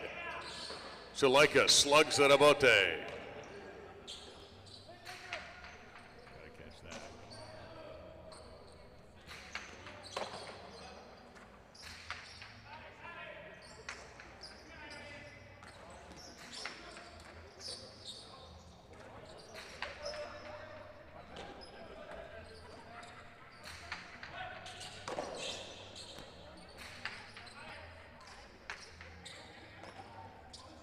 Saved it. Etcheberry from the 3 line, just hard right side. And that's just not savable. Point to Etcheberry and Portet. ZULAIKA looks gassed. Yeah, you know, there's a lot of pressure on him, and you know, I'm looking in the chat here as we're trying to make it through here with, you know, the score issues and all the other stuff. But you know, there's a comment here by saying 9-8, ZULAIKA and MANCI with the lead. that, you know, 2 pari-mutuel games is not really enough warm-up. You know, these games are intense, and, you know, I saw MANCI back there on the treadmill before the game, so they have their own warm-up method, and I guarantee you that too much highlight before this match would probably be more detrimental than helpful for these guys. Great rebote, I thought, there by Etcheberry. We're tied. The score is now 9-9. And that breaks the spell of trading points. So tied for the first time since 3-3. I'm getting text messages. I'm getting I see Alex, my good friend Alex from St. Pete. Good to see you in the chat room. Thanks for joining us. My buddy Scott, I don't know where he is now, but he just texted me. He says that ZULAIKA is smoking these right sides. That's an overserve. He'll get one more. Serve, that is. Not an overserve. I enjoy the interaction from you guys. I'm glad to see that everybody's watching the partido and engaged. The crowd kind of thinned out a little bit after Game 9, which was surprising. I thought that everybody that was here in Game 8 would have stayed for the partido, but thinned out pretty much. Ooh, boy, you cut that close. That's a point for Etcheberry and Portet. They lead 10-9. That is the most unexpected thing that's happened all night, and that's 3 straight points now for Etcheberry and Portet to take the lead for the first time since the first point. Yeah, you know, these games are unpredictable. You know, I saw in the chat, you know, some people thought it might be a landslide, or it might have been, you know, 15-6 or something like that, but that's an overserve. But it's hard to predict. Again, that's the one legal overserve. The serve must now land between lines 4 and 7. Oh boy, my son and my grandson want me to send them a shout out. They're Well, watching you too. know what? You're running the joint. Go Yeah. right ahead. Everybody's watching. That's good. Now we're complete. Now I can hear everybody's your here. phone. Just we're sitting about 2 feet apart. I can hear your phone. That's why I have it on silent, man, because It ain't that silent. now it's gonna pick up. It's not going. ZULAIKA. Great splitter. OMG. Wow. Big Hopefully he's splitter. okay. And the score is tied. Yeah, he looks okay. You might That want was to look for that was another a pair tough of fall shoes. there. He's taken a few falls over the last week or two where he's kind of lost his footing. Yeah. We are tied again, 10-10. And the court was clean this afternoon, just in case anybody was wondering.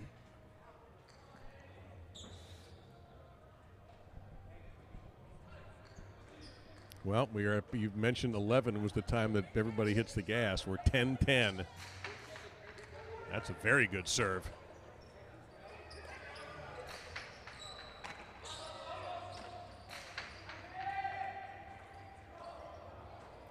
Wow, I didn't think he could hang on to that. ZULAIKA pulls it out of his hip. Etcheberry gets there in time. And MANCI makes a terrific left side grab, almost on the wood.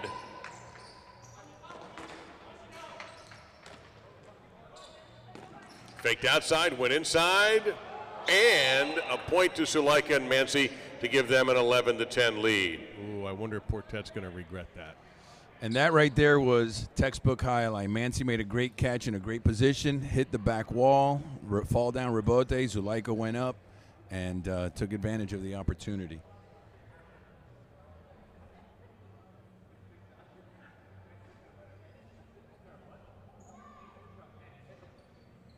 And again, the winning team can take a break, and ZULAIKA looks like he's doing that right now, although he hasn't called his partner in.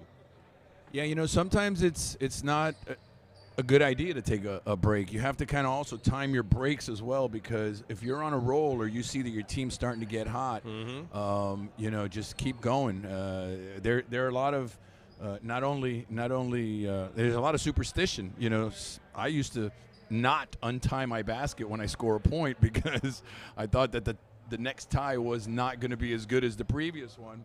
And sometimes I would keep playing until my basket almost fell off because I didn't want to untie my basket.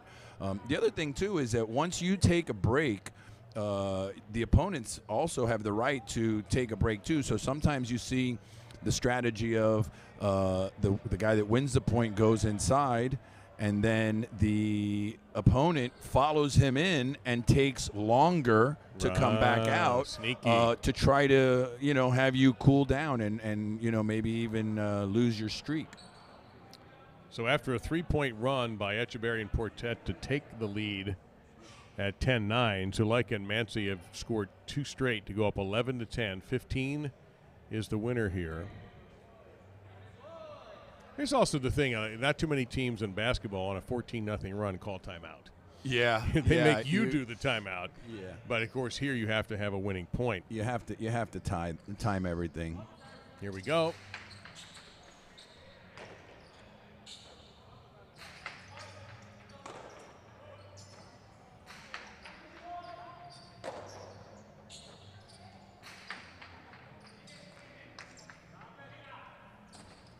Kind of a weird bounce there, as ZULAIKA did a yeoman's job just to keep it going.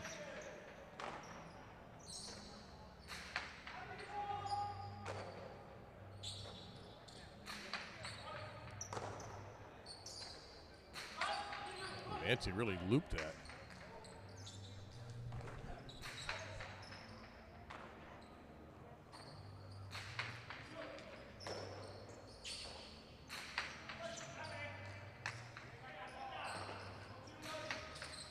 Etcheberry from line 5, Ramate. That's a terrific shot. We're tied at 11. That right there is what I'm talking about with this kid, Etcheberry. He is one of few that I see that comes cross court to cut the ball off with the left side and then throw a shot. The times I've seen people do it, they come cross court and they just throw a low left side towards the back. But this kid, that's a gift. That's not something that everybody can do. I couldn't do it unless I did. The winning team from that point, Etcheberry and Portet, are taking a timeout. Unless I did it with the right side. With the left side, it's very difficult to do. I'll look in the chat here. There's a couple of questions and a couple of comments.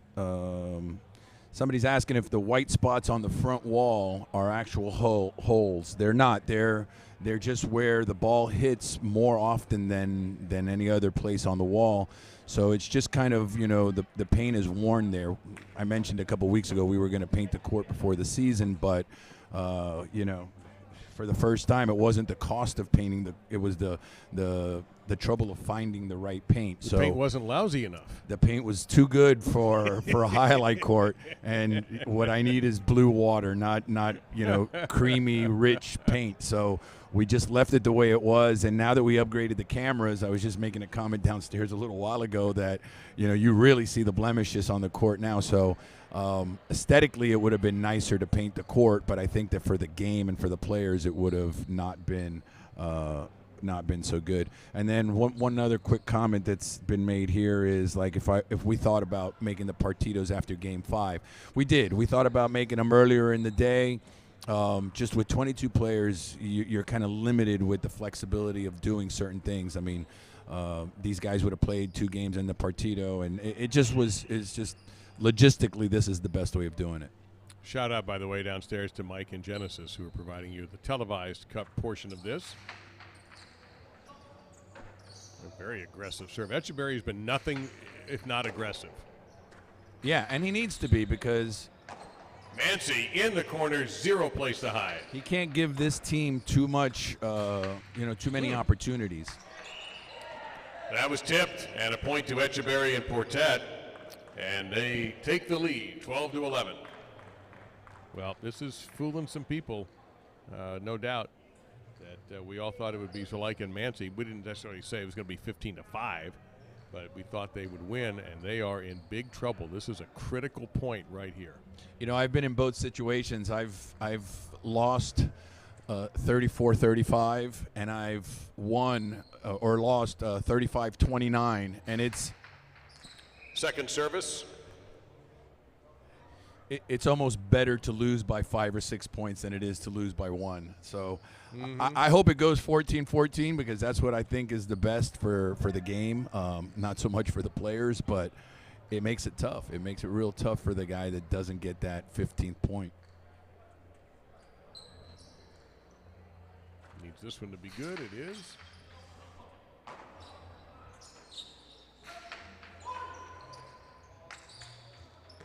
ZULAIKA's got to catch this. Cortada by ZULAIKA is perfect, and the score is 12-12. Wow, that was an awesome shot. Yeah, that's his forte. I mean, I was going to say a little while ago, when he's throwing these right side rebotes, it's not like throwing a left side rebote. The front quarter cannot run up and defend that rebote. He just has to kind of lay back or stay, around the 7 or 8 line and try to catch it in the air to cut it off if he can. But there's no running up and scoring the point on that. Etcheberry catches the serve, and perfection. A point to Etcheberry and Portet. They go up 13-12.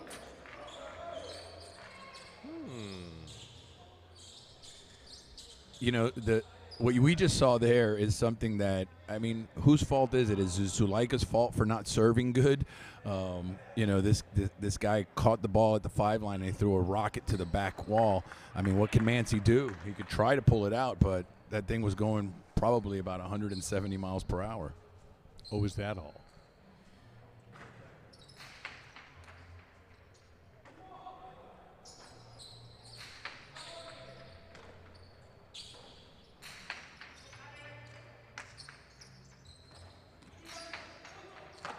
Scoop by Etcheberry. Boy, another thing, he's throwing these low, screaming left sides. I think he's getting more confidence as the time goes by. He's going to hate this. Out of play, point to ZULAIKA and MANCI, and we are even at 13. You know, that was unfortunate that it hit the sidewall, because that's another shot that very few front quarters have. To be able to get a rebote, I mean, that takes a lot of torque, a lot of lower, his legs and hips to be able to throw from that position all the way to the back wall. All right, the winner of this point will have a chance to win it on the next one. A lot of low left sides here, and Portet smartly calling that one off. That's trouble, potentially. ZULAIKA, big bounce on the rebote. Turn around, Portet, will it get all the way to the wall? No. Point to ZULAIKA and MANCI, and with 14, they have possible partido point. Leading 14-13, ZULAIKA and MANCI have possible partido point. You know, my friend Scott makes a good point. He says to let the novice know that you don't have to win by 2. You don't have to win by 2. He's there you go, right. Scott. Just for you, buddy. And a quick reminder, you do not have to win by 2 points. This isn't volleyball. You do not have to win by 2. Now everybody knows. And he's right. And Scott, I appreciate that. Thank you. So partido point right here. Good serve.